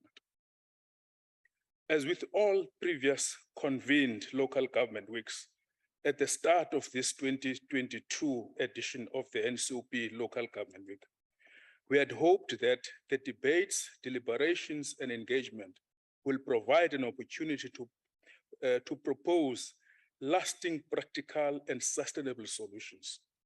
We further trusted that the Local Government Week will provide an opportunity to mobilize all the three spheres of government to plan together, implement jointly, and monitor the interest of advancing our collective efforts to enhance oversight and accountability in local sphere of government, as per the theme of the last 2 days gathering. As we now reflect on the past few days, as we attempt to answer many questions, provide clarity, and make valuable contribution, let me use the opportunity to remind us, as I recently did to all mayors across the country and executive mayor of our country, that a profound words of the former president of the outright country, Burkina Faso, once he said, "Our revolution is not a public speaking tournament. Our revolution is not a battle of fine phrases. Our revolution is not simple for sporting slogans that are no more than signs used by manipulators trying to use them as catch words, as code words, as a fool for their own display. Our revolution is and should continue to be the collective efforts of revolutionaries to transform the reality, to improve the concrete situation of the masses of our country, close quote. We are under no illusion that local government faces many challenges, including issues ranging from ongoing urbanization and migration, the need to grow our economy and create jobs, extensive service delivery, needs and high expectations amongst residents, the people who voted us to power. As such, we need to address the question of how best to transform reality through the principle of cooperative governance by unlocking the potential of our municipalities and thereby unleash the potential and improve the concrete situation of the masses of our people. Chair of the House, our sincere expectation as organized local government was that this local government week will venture into providing credible solutions. We hold the respectful view that severe issues, a number of issues have been raised during the different panel debates must find its way into our collective response to the needs of our communities. This local government week took place at a time when we are witnessing realities of limited financial resources, at a time when we all acknowledge that government have a greater role to play in economic rejuvenation, job creation, and service delivery, and a time when we must all think creatively about solutions to confront this challenge. It's not going to help to blame each other.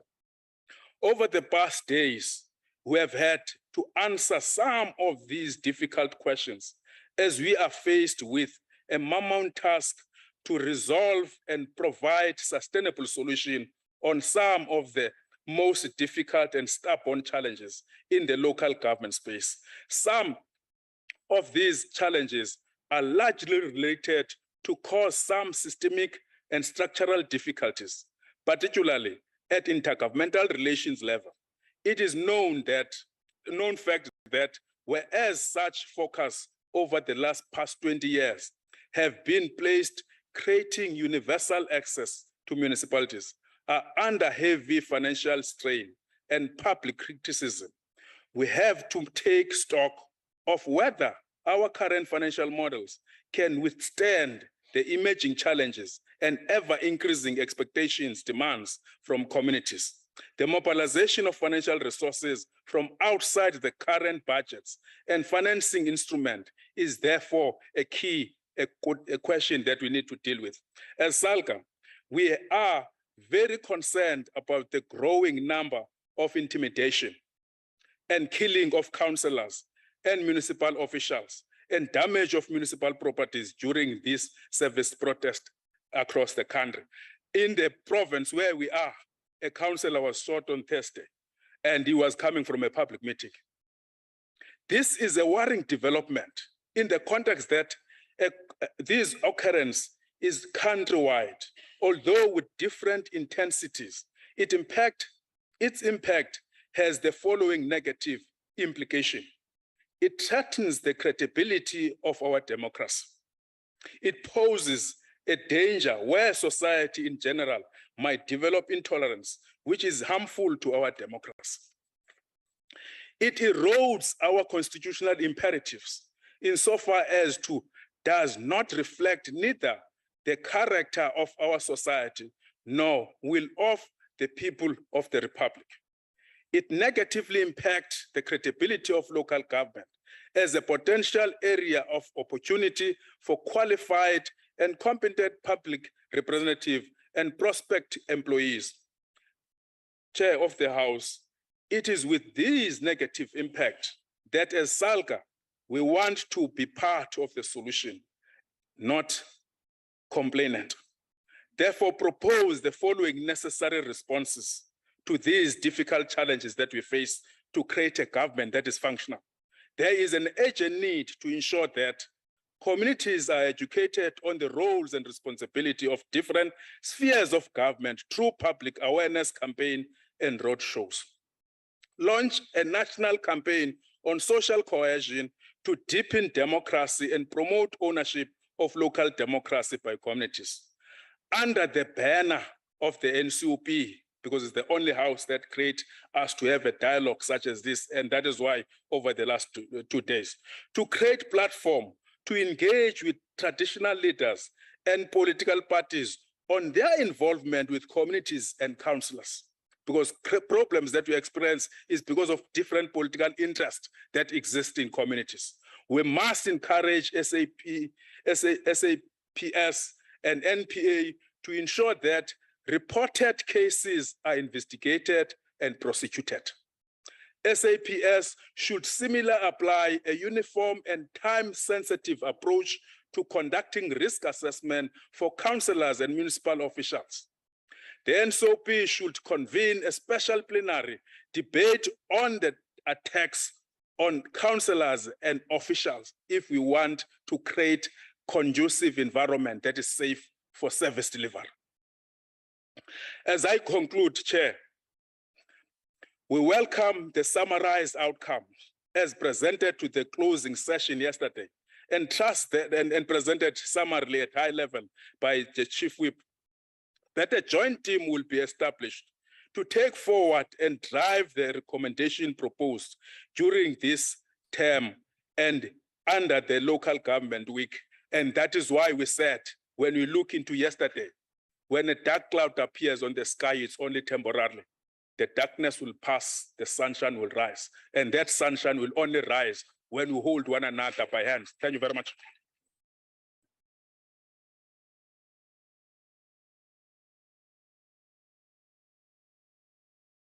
Thanks very much, Honorable Stofile.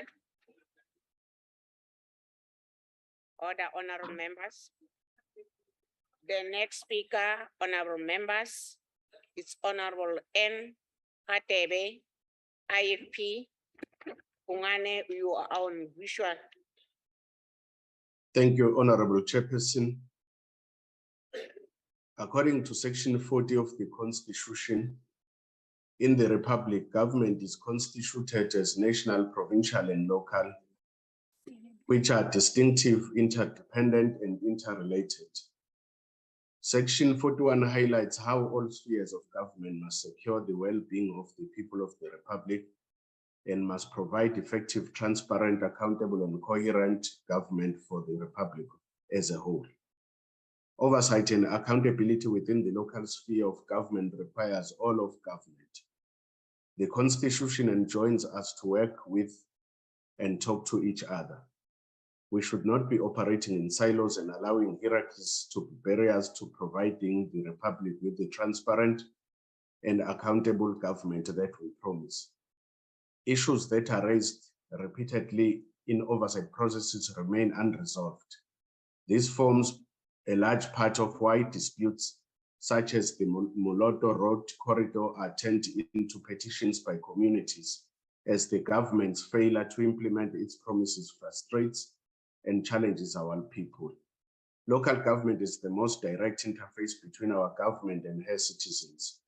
The relationship thereof between municipalities and their communities has unavoidable consequences on the quality of the lives of the people that they serve.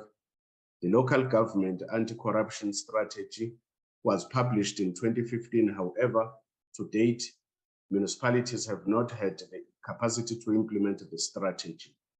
The strategy is accompanied by the Municipal Integrity Management Framework, which provides that municipalities should establish a council committee which exercises oversight over the municipality's integrity promotion and anti-corruption strategy. In 2021, SALGA, in collaboration with the Department of Cooperative Governance, partnered with the Ethics Institute to develop a guidebook on how to establish these integrity oversight committees.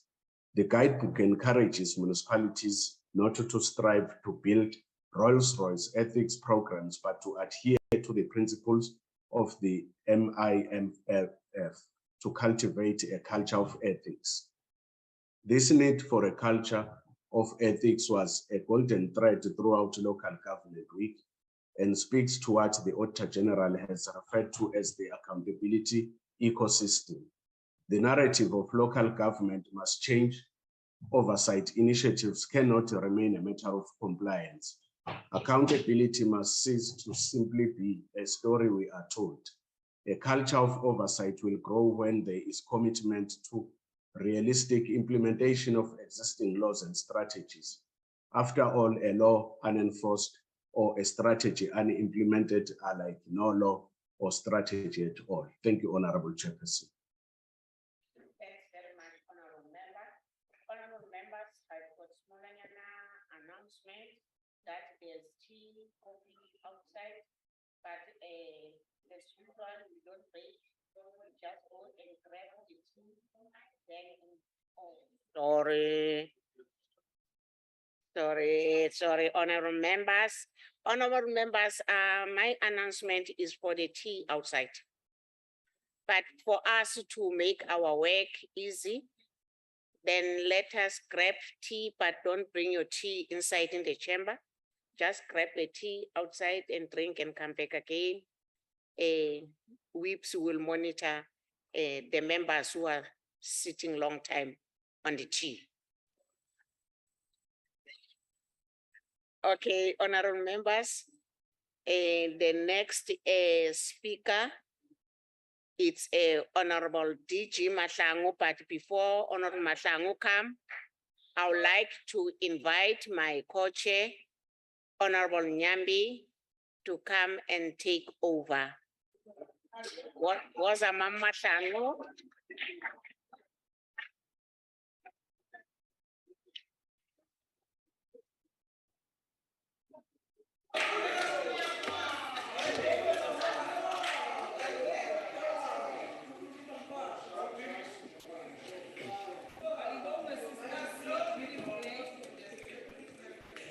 Thank you,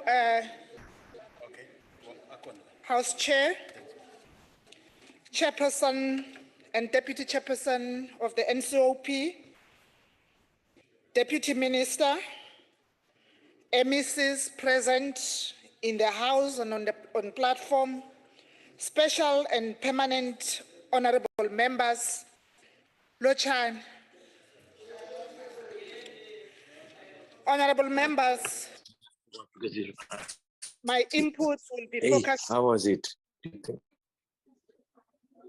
Hey, listen, this muted. Honorable Karim, please mute. Very sorry, Honorable Mahlangu, you are protected. You can continue. Thank you, Honorable House Chair.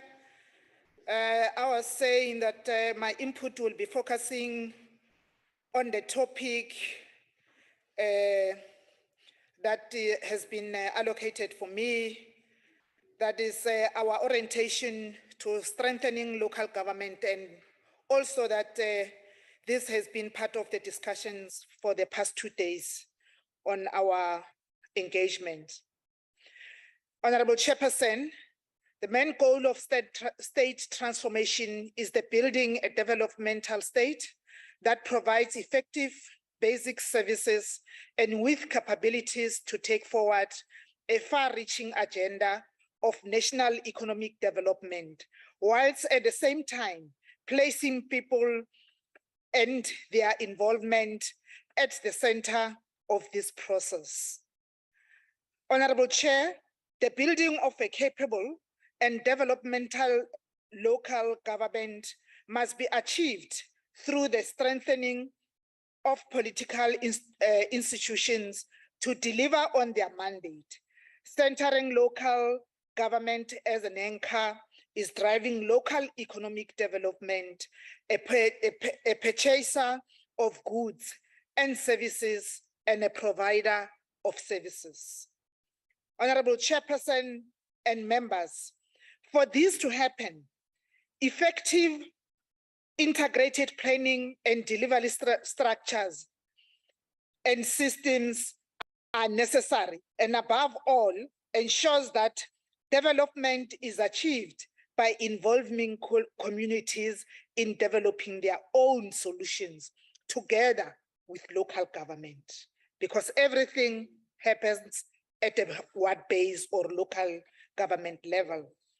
A practical approach to building a capable developmental local government is the capacity to provide strategic vision, strategic drive, build partnership outside of the state to reinforce the capacity and capability of the state, implement, monitor, and evaluate economic and social transformation strategies together.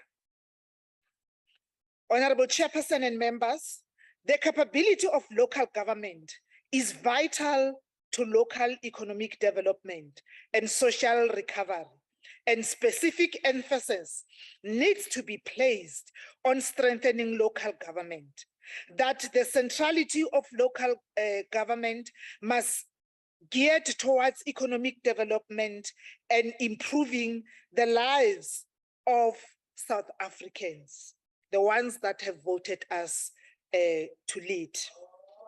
Honorable members, the indicators of capabilities of local government are the ability to execute project management system and the capabilities that go with this. Ability to prioritize and ensure not being committed to overly complex projects, executing deliberate building of expertise by mentoring new and young professionals, ability to draw on all sectors and stakeholders. For local government returning to the roots of participatory democracy, building partnerships with the people and civil society, and entrenching a culture and approach of a shift towards being developmental, responsive, accountable, move away from a simple and malicious compliance culture, and review inhibitors to such a culture. Honorable members and honorable chair, the state of technical capacity in local government remains a challenge, notwithstanding that a lot of resources, including specific local government conditional grants and programs, had been used on capacity development initiatives since the inception without yielding an impact in terms of providing the capacity and skills that were wanted and needed. There has been a lack of prioritization in technical capacity building, as local government priorities were not the same priorities espoused by national or provincial government. The Honorable Chief Whip has spoken to this earlier. There has been limited performance monitoring and evaluation with poorly defined roles and responsibilities in local government. Honorable Chairperson and honorable members, whilst MISA is there to help address some of the technical service delivery bottlenecks, but it has a limited capacity as well. The Department of COPTA should continue to coordinate programs of capacity building with partners such as tertiary institutions and local government sector. Political interference on administrative decisions should be eliminated. Municipalities also need to ensure that the workplace skills plans are submitted on time and not towards the end of the financial year, because we will see that as a fiscal dumping. Honorable Chairperson, SALGA's Center for Leadership and governance should be used effectively. This should be centered on the promotion of developmental agenda, and it should be more about thought leadership. Honorable members and chairperson, professionalizing local government or any other sphere of government requires a non-partisan approach. I'm taking cue from the Chief Whip. For these to be realized, local government must be insulated from the politics or political parties. The bureaucracy must continue to loyally and diligently implement the political mandate set by voters and the party, but to refrain from being political actors themselves. To achieve this, Honorable Chairperson, with distinct, it will require a few decisive reforms, including extending the tenure of municipal managers and ensure the implementation of occupation specific competency assessment, not just the generic competency assessment that is currently used. Honorable Chairperson, globally, local government are seized with the issues of professionalism and the professionalization of their employees and operations. Therefore, South Africa is no exception, with various initiatives undertaken to ensure that the local government is pertinent for democracy and the envisaged developmental state. Chapter 10 of the Constitution of the Republic of South Africa states that one of the basic values and principles governing public administration requires that a high standard of professional ethics must be promoted and be maintained. These values and principles are applicable to administration in every sphere of government, organs of state, talking about things like the SOEs and other organs, as we all know, Chairperson and honorable members. However, it is important to draw distinction between being professional and professionalism, which simply means that there are practices, conduct, values, and behavior, regardless of training, qualifications, and levels of responsibilities. With the concept of professionalism, professionalization, Honorable Chairperson, which is about changing individuals' attitudes, behavior, and performance towards serving the public. Honorable members, it is a value aspect which is about observing and serving people with empathy in accordance with the Constitution and Batupili principles, and not forgetting public service charter. Honorable Chair and honorable members, importantly, this also requires the professionalization of certain categories of occupations in the public service over and above what is already organized through statutory professional bodies. For instance, accountants are registered with the SAICA, which holds them accountable whenever they are found to be misbehaving or of any misconduct. In the same way that health workers are recognized as a sector and belong to professional bodies which regulate their trades. Therefore, the state needs to expand this to cover other public service occupations in furtherance of this initiative, pre-entry exams and compulsory integrity tests must be introduced across levels and sectors of local government. Honorable Chairperson, outsourcing involves handing over direct control over a municipal function or process to a third party. As such, it comes with certain risks. For instance, when outsourcing the municipality, there may be experience of the following challenges. Service delivery may fall behind time or below expectation due to profit being the main objective for the third party company.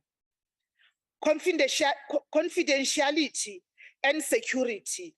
Some of the confidential information may be exposed. Lack of flexibility, management difficulties, instability, and most importantly, the municipal institutional memory may be lost when there is no continuity of contractual obligations. Therefore, Honorable Chairperson, the local government should always ensure that it spends time to examine the pros and cons of outsourcing carefully to make sure that the benefits outweighs the risks before choosing a strategy.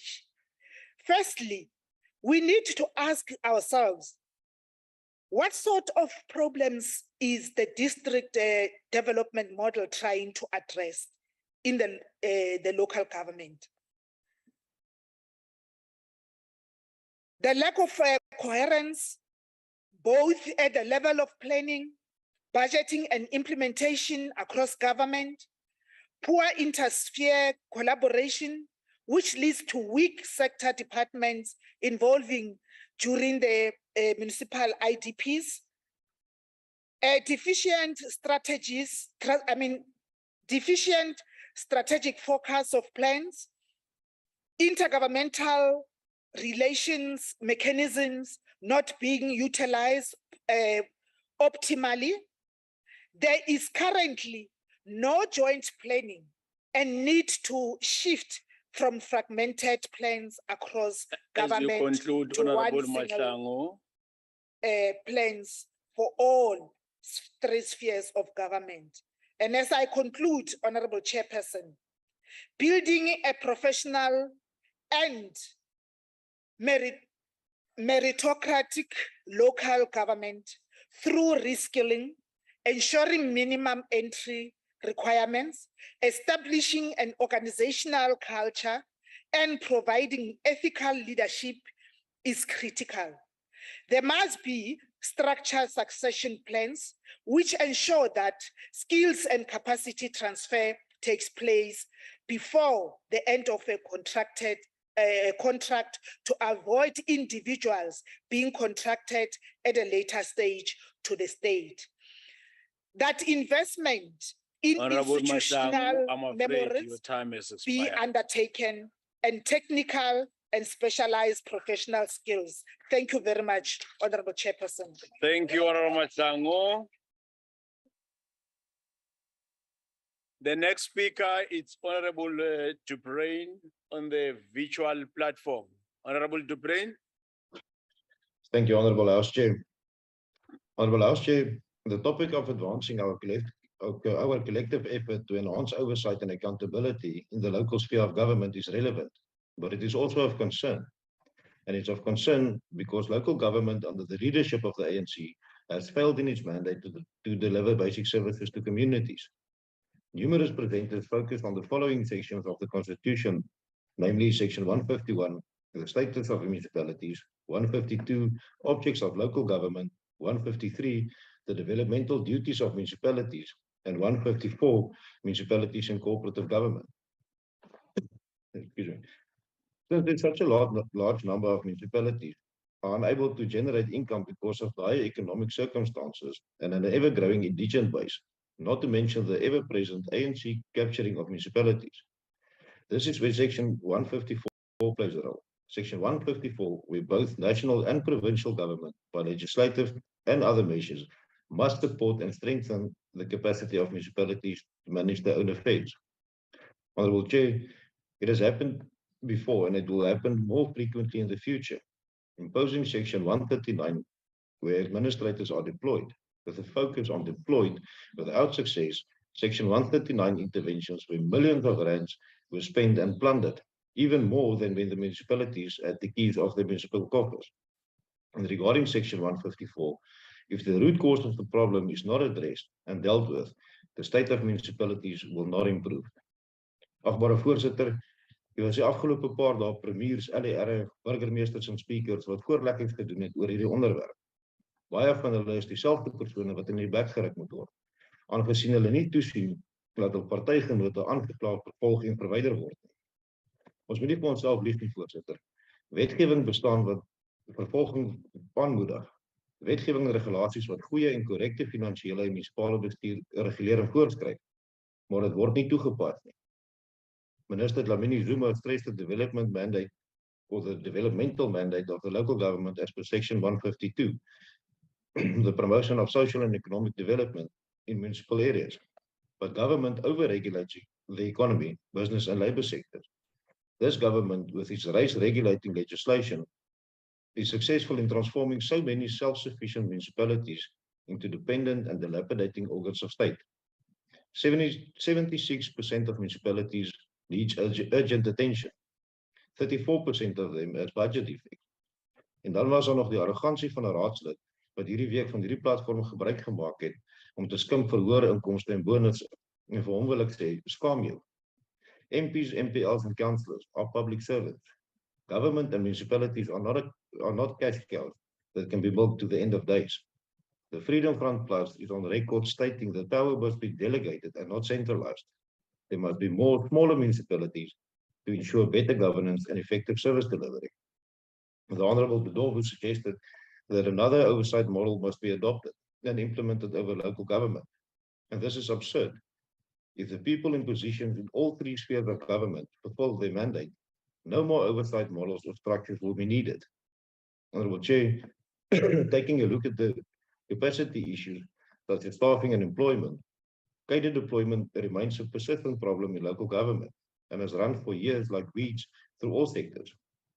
Cadres are not only deployed in political positions, but also in senior and other administrative positions, roles for which they have mostly little to no qualifications or experience. Administrative positions should be filled on merit, not on account of gender, race, or age. Knowledge and experience should be the basis for filling these positions. Recruitment processes should start before positions become vacant. Acting employees, for example, acting municipal managers and CFOs, does not lend itself to consequence management. Agbare voorsitter, ons is op die punt in plaaslike regering waardeur niks te doen nie en totale mislukking te waag gaan lei tot 'n totale munisipale ineenstorting. Honourable Chair, we are on the brink of a point of no return, and our national and provincial leaders are responsible. Our leaders need to find the courage to do some friends locally and to do what is right. Thank you. Thank you. The next speaker is the Northern Cape MEC of Coxstar, Honorable Vas, on the virtual platform. Thank you very much, Honorable Chairperson. And let me also acknowledge the leadership of the NCOP, the Chairperson, the Deputy Chairperson, the President of SALGA, our MCs, and all the Honorable other... MEC? Yes, Honorable MEC? Sorry, Honorable MEC? Yes, Chair. Can you please try to, yes, let's have the video, not unless there's an... It's on. Yes. Thank you, Honorable Chair. My apology. Let me also acknowledge the leadership of SALGA, as well as our esteemed guests, ladies and gentlemen, and also those on the virtual platform. Honorable Chairperson, let me take this opportunity to thank you for taking part in this debate today. Program Director, it is a well-known fact to note that Parliament's strategic vision is to build an effective people's parliament that is responsive to the needs of the people. And it is driven by the idea of realizing a better quality of life for all the people of South Africa, and its mission to represent and act as a voice of the people of fulfilling Parliament's constitutional functions of passing laws and overseeing the executive action. Honorable Chairperson, in South Africa, in the South African context, oversight is a constitutionally mandated function of legislative organs of state to scrutinize and oversee executive action and any organ of state. The executive authority plays an oversight role in local municipalities and implements administrative systems and processes decision-making regarding the overall functioning of municipalities. It also facilitates the decision-making processes. Having listened to all the discussions for the past days, it says to me that as a collective, we have a pretty good idea of what must happen between national, provincial, and local government. But we are hindered by the understanding of role playing within these different spheres of government. It is also important to note that the provincial government is not the decision maker in municipalities. Its primary role is oversight and guiding municipalities parallel to SALGA, and intervention is directed by Section 139, being the last option where conditions do not improve. Municipalities need to understand that they are in charge of delivering services to the people with the support of the national and provincial government. Honorable Chair, as a provincial government, we cannot take over the role of municipalities, but ours is to fully support and make sure that municipalities do not end up drowning. Provincial government support is based on continuous hands-on support through establishment system and capacity building programs, evaluating the impact of government programs in municipal areas, enhancing performance and accountability by improving the quality of reporting and coordinating and supporting policy development. Honorable Chairperson, in simple terms, whatever local government does is interdependent on both national and provincial government. However, under no circumstances can national and provincial government delay or obstruct the work of a municipality. No leg can operate on its own. Thus, national, provincial, and local government spheres will always be interrelated and interdependent, as alluded by many speakers in the past days. Honorable Chairperson, for service delivery to be efficient and effective, each sphere needs to play their role so that delivery flows to the people without unnecessary delays. We need to prioritize our political differences when rendering services to our people. We need not to prioritize our political differences. Soon as we have understood these different roles, we can then look into how to strengthen and the oversight and accountability in local governments. When we speak of oversight, we are simply referring to supervise. That's our responsibility. The first step to strengthening oversight in getting rightfully skilled and qualified management to run municipalities. Keep communication between municipality, the departments open, and the communities. We have municipalities that are appointing people that neither have the skill or qualification in senior management positions. This unnecessarily holds back improvement of municipalities as well as service delivery. We need departmental officials who are critical thinkers and who are willing to be able to guide or steer a municipality in the correct direction when they are losing sight. Honorable Chairperson, we cannot have municipal officials ignoring guidance from department officials only for them to run into trouble without any consequent measures taking place. In the same vein, we also need councillors who know what their roles are. There is a difference between intervention and interference, Honorable Chairperson. Councillors, as political principles, must avoid the latter. The executive needs to make sure that there are consequent measures put in place so that municipal officials are aware that they cannot be negligent in their work. Some mistakes that could have been avoided always end up costing both the municipality and department legal costs, those that neither of the two can afford. Embracing change and developing strong relations between the department and municipal is also another way we could strengthen our oversight role. Not all change is bad. Once we have developed strategies on how to work on the change and how to make it part of the organization, it could be a saving grace to a bad-looking situation. Building strong relations would mean that communications and commitments must be a priority to all parties involved.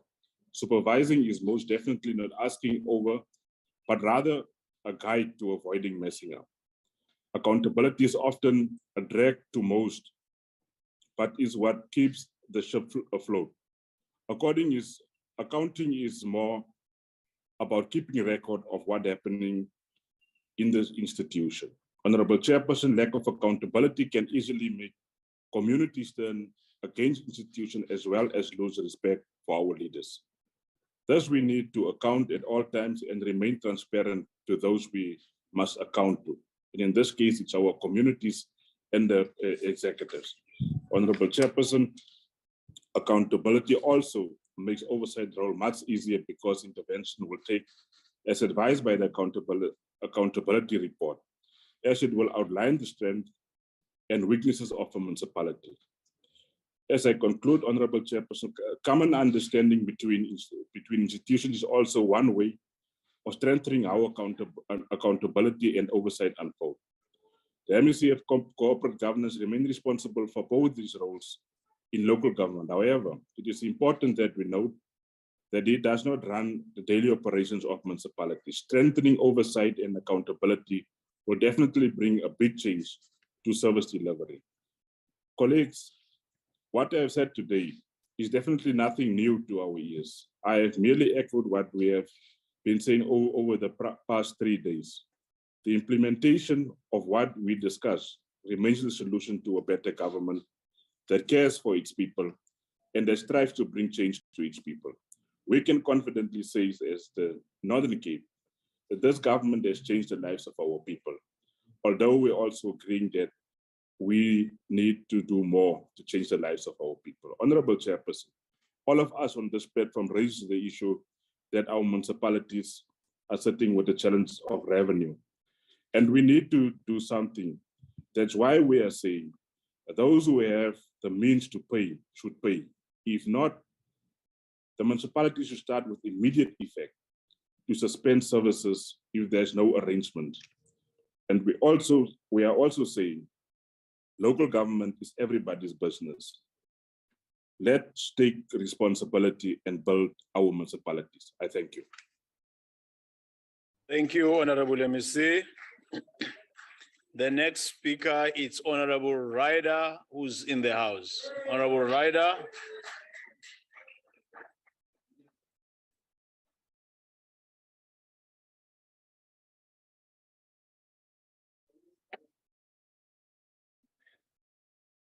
Thank you, House Chair. Local Government Week 2022 has come and gone. If you blinked, you might have missed it because it wasn't so much Local Government Week as Local Government 48 Hours. Perhaps this is a reflection of whether this House takes local government seriously or not. It was a lavish affair attended by about 250 representatives from all 3 spheres of government. It had little to do with oversight, with no oversight visit plans, no case studies, no best practice examples shared by any of the top performing municipalities, but it had a lot to do with a top-down talk shop. So I asked myself, what is the purpose of Local Government Week? What we did hope to get out of it? Considering the substantial expense to the taxpayers of South Africa, I would have hoped that there would have been a clear plan with impactful outcomes and concrete decisions that will make a real difference in the lives of our people. So I did a little bit of research on past local government weeks. 2020 was a virtual talk shop taking place under level 2 of this government's lockdown. The theme there was working together to build coherent oversight plan for capable and financially sound municipalities. How's that going?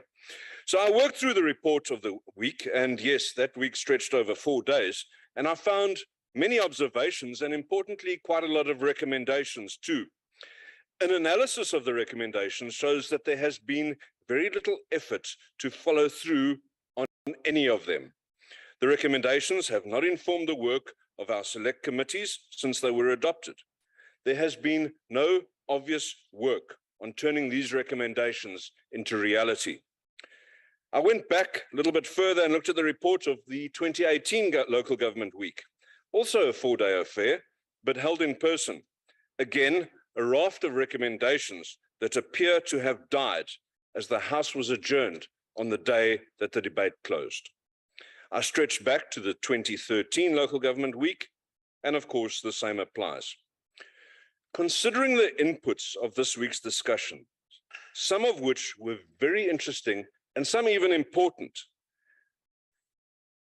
our Minister of Disasters got a round of applause on Tuesday with her pronouncement that the funding model for local government needs to change and the division of revenue and equitable share formula must be reviewed.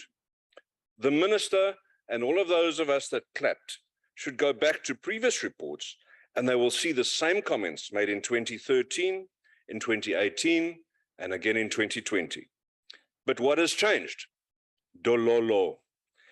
And why are these issues not being raised in the budget forum where local government is supposed to have a voice?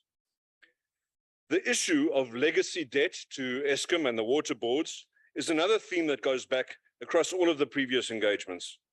Honorable members, raise your hands now if your select committee is currently dealing with anything that plans to address this issue. Dololo. But the biggest issue that I'd like to flag, House Chairperson, is the number of municipalities that are currently failed or failing, and the fact that Section 139 is not helping anyone, as we repeatedly heard over the past 2 days. Let's look at the resolutions relating to this fact. The one from 2018 reads as follows, I'm quoting, "There is a need to expedite the Intergovernmental Monitoring Support and Interventions Bill as a matter of urgency to bring about uniformity with regard to norms and standards and the exercise of discretion by provinces in respect of Section 139 of the Constitution." The resolution from 2020 on this topic reads that the Department of Cooperative Government, provincial departments, cooperative governance, and National Treasury and provincial treasuries should establish a clear, consistent, or standardized approach to place municipalities under Section 139 and ensure the process is not used as a political tool. And here we sit, honorable members. No legislation that Section 139.8 demands, that we have demanded consistently over the years since 2013, when this legislation was first announced. We have politically motivated interventions in the Northwest, even Honorable China mentioned them, the similar in the Northern Cape, Limpopo, and others. We had a failed attempt at a political intervention in Tshwane, which had to be overturned by the courts. And now we have the PLENARY municipality taken out of 139 for reasons of political expediency rather than reasons that benefit the residents. There has been no improvement. There has been no measurement. There have been clear cases of corruption exposed under the nose of the administrator, but they're out of 139. Until we have given Section 139 and Section 154 proper structure, interventions will have no impact. Professor Stetler told us that he believes that local government is over-regulated. Speaker Boise then disagreed, saying that more oversight powers need to be legislated. I agree with them both. Some aspects of local government are indeed over-regulated, resulting in regulation fatigue. Other areas, such as the oversight powers, and most importantly, the Section 139.8 legislation, need to be legislated. Until we follow through and drive the change that is needed to make local government work, instead of talking about it, dololo. Thank you. Thank you, Honorable Ryder. Thank you. The next speaker is Honorable Dodovo.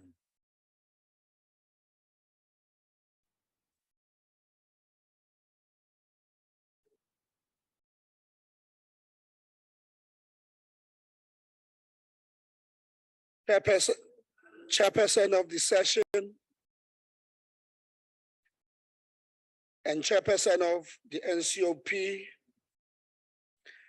Deputy Minister of COCTA, Honorable Obed Mapela, Honorable Chief Whip of the NCOP, permanent and special delegates, representatives of SALGA, led by its President, Councillor Stofile, and your delegation, MECs of COCTA, representatives from municipalities, including mayors, executive mayors, and speakers, ladies and gentlemen.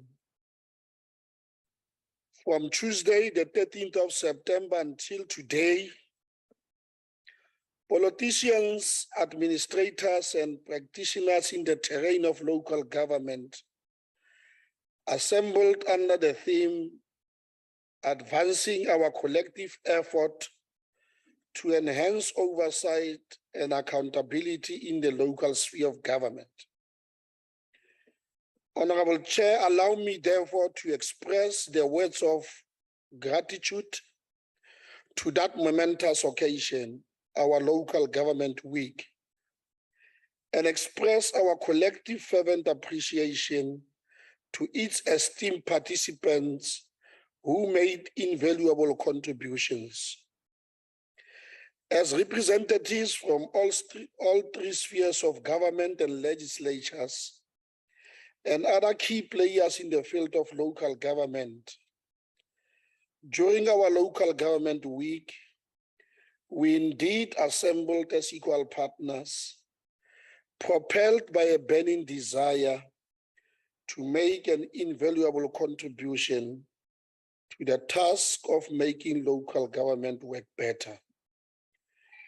We were driven collectively by a desire to ensure that our municipalities indeed manage their own affairs, exercise their powers, and perform their functions in a manner that inspires and restores confidence of local communities and accomplish the developmental objectives of our country. Our annual Local Government Week became a real festival of ideas to chart a way forward on how to strengthen the oversight and accountability for the future trajectory of local government in our country. Undoubtedly, Honorable Chair, during our Local Government Week, we shared ideas on how to make local government work better. From the beginning, we fully understood that our responsibilities are to the people, and we must, in every step of the way, be accountable and responsive to their needs.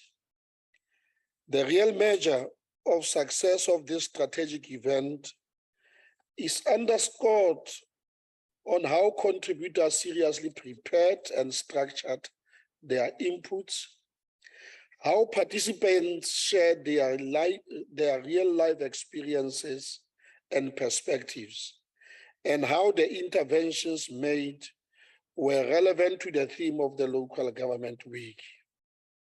I therefore, Honorable Chair, say this without any fear of contradictions, that as members of Parliament, we have truly benefited from the contributions and proposals made at the Local Government Week.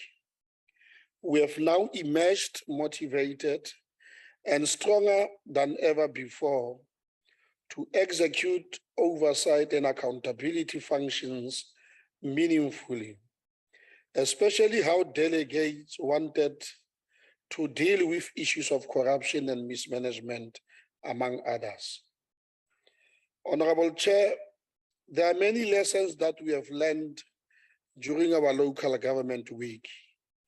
We have learned that local government is one of the most complex projects of state transformation since 1994, and that the task of transforming it have proven to be more complex, difficult, and protracted than it was initially anticipated. Through the interventions and programs that have been developed over the years, like Project Viability, Project Consolidate, the Turnaround Strategy, the Strategic Agenda on Local Government, Operation Clean Audit, Siayenza Manje, Back to Basic Program, and now the District Development Model. Our knowledge and understanding of the challenges in the sphere of local government have been sharpened. We can now confidently conclude that in this hour of destiny, our country needs the DDM model to navigate local government through its invigorating journey to accelerated service delivery, integrated planning, and cooperative governance. The Local Government Week has taught us never to seek easy solutions to complex governance, financial management, service delivery, and infrastructure problems facing our municipalities. We also learn that the touchstone of patriotism in this regard is a total devotion to the resolution of our problems until victory is secured. Through the Local Government Week, we know now better that the building of a capable and financially sustainable municipalities will lead to the building of a secure future of hope for the people of South Africa and for posterity. Honorable Chair, I want to challenge and confront the endless stream of deceptions and slanders that our municipalities have enjoyed this afternoon, which are poured in crude, odious, and repulsive language by almost members from the opposition benches, especially Honorable Fesser of the DA and Honorable Lituli of the EFF. It will be a remiss of massive proportion if I don't respond to the abuses and outrageous sentiments that have been expressed during the debate this afternoon, especially by Honorable De Bruyn, Honorable Brayton Sir. Sorry, Honorable Toto. Honorable members, you know very well heckling is allowed, but you can't drown the speaker at the podium. So let's not drown him. Let's listen. Sorry, you are protected, Honorable Toto. You can continue. And I really want to deal very comprehensively with this political misbehavior on their part. Firstly, Honorable Chair, the intention of this onslaught and attack is characteristically to deceive, mislead, and confuse our people about the state of our municipalities and its failure by its leadership. In fact, they have turned Parliament to be a complaint session. They are no longer members of Parliament, but complainants to the crisis that we are facing. Instead of proposing pragmatic solutions to the challenges, as many delegates to the Local Government Week did, these honorable members again this afternoon continue to poison and pollute the political atmosphere by projecting a negative image about everything happening at local government level. And as I pointed out, Honorable Chair, this is done, unfortunately, without bringing good solutions to the problem.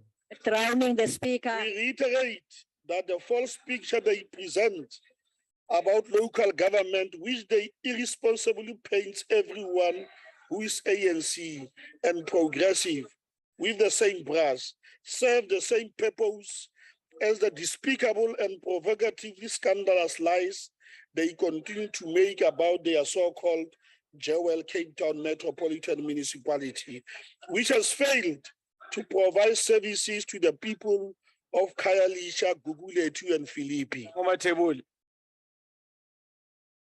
The DA specifically, Honorable Chair, act as a self-professed genuine mouthpiece of our people. The DA pursues a blind, cheap popularity that has nothing to do with the interests of the overwhelming majority of our people, but they perpetuate its racial policy of service and development. And the Cape Town is a case in point. Sorry, Honorable Totovu. Let me take Honorable Chamberlain. I'm raising on a point of order. The members here cannot shout and say that the member is lying. It's not parliamentary to say that. Unless that if you bring a substantial something to show that they. Thank you, Honorable Chamberlain. The point of order is sustained. Honorable members, all of you had an opportunity to debate and we listen to you. Let's allow Honorable Totovu to continue with the debate. And they mustn't eat their my minutes, Honorable Chair. I want to deal with them and I will deal with them. Don't worry. As for the EFF, Honorable Chair, today in this House, instead of engaging with the issues at hand, the EFF, as usual, chooses to pander into cheap populism and act as if it is pursuing a genuinely progressive agenda, while we all know that the EFF is an opportunistic party founded on radically sounding but impractical propositions and philosophy. Instead of dealing with issues at hand, Honorable Chair, all these parties, instead of dealing with issues at hand, they always remind us of the fact that 2024 elections are coming. What all these political parties have once shown this afternoon, Honorable Chair, is that they desperately need votes like predators at the smell of blood and hope to scavenge on what they think is the carcass of the ANC. They will once more fail, Honorable Chair, in their short-sighted approach to govern this country. We'll resolve our own internal issues and we'll move forward as the ANC. I therefore, Chairperson, rise this afternoon to warn them not to carry in their heads a notion that we shall sit back in helpless surrender. As members of the ANC, we will continue to expose them for what they are and for what they represent in defense of our country, our people, and the gains of our own. Where are the bouncers? Can the bouncers work? To sum it up, as I'm saying, Honorable Chair, their attitude represents an undigested and the most pessimistic assessment of the collective wisdom of the delegates of the local government week. What has become clearer is that the agenda is driven by a psychosis which dictates a message of failure aimed at destroying all the good work and the resolutions of the local government week. Despite the enormous accumulation of negative sentiments registered in the minds of some of these members this afternoon, Honorable Chair, this conference, the local government week that we had, was a resounding success. Its delegates were determined and resolute in their conviction to rise to the challenge of the hour by solving the problems afflicting our municipalities. And thus Sorry, Honorable Totovu. Honorable Matebula, what's the point of order?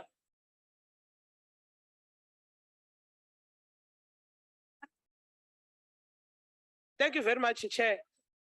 Member on the podium, about debate the issues of local government, what's good debate EFF. Order, members. Order, members.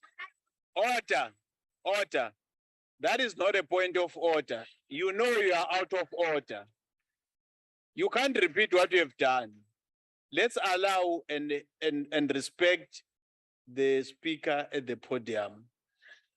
We have done the same to you when you were at the podium. Let's do the same to him. Continue, Honorable Totovu.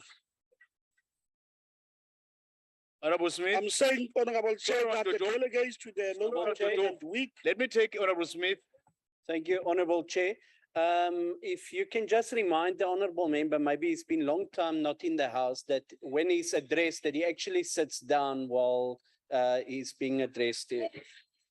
Yeah, no, order members, that's a valid point of order, but now let's allow him to continue. Continue, Honorable Jotov. I'm burning them alive. That is why they are behaving this way. I'm shocked, Honorable Chair, that even Honorable Raida this afternoon says he doesn't know the concrete proposals, plans, and recommendations which emerged from the local government week. And I want to lecture him about that. In essence, Honorable Chair, some of the highlights of the local government week include the following: that we need to develop and adopt a parliamentary oversight model that will be used as a framework for local government oversight and accountability, especially in dealing with the issues of corruption, mismanagement, and Section 139 interventions. That we must develop processes to make local government sustainable and achieve its developmental objectives as encapsulated in Section 152 of the Constitution. That we must help to address the persistent challenges of adverse audit outcomes and material irregularities. That we must strengthen the application and implementation of Section 139 interventions. That we must professionalize local government and recruit and retain skilled, qualified, and experienced personnel. That we must expedite the introduction and the finalization of the Bill on Interventions and Support. That we must reduce poor record management and documentation and resolve poor budgeting practices and effective financial management. That we must build a coherent response to financial irregularities, especially unauthorized, fruitless, and wasteful expenditures. That the provinces and the Minister of Culture must produce and submit annually to Parliament and the provincial legislatures the reports covering the state of municipalities in terms of Section 747 and 48 of the Municipal Systems Act, respectively. That there is a dire need to address the dichotomy of political administrative interface at municipal level. And lastly, that local government will also resolve that there is a need to look at the separation of powers at municipal level in order to strengthen oversight and accountability, as well as ensuring that we revisit the Section 106 of the Municipal Systems Act as it currently ends. And the totality thereof, Honorable Chair, give us a view that we need to do everything in our power to follow up all the issues and to ensure the implementation of the recommendations of the local government week. Thank you very much. Thank you.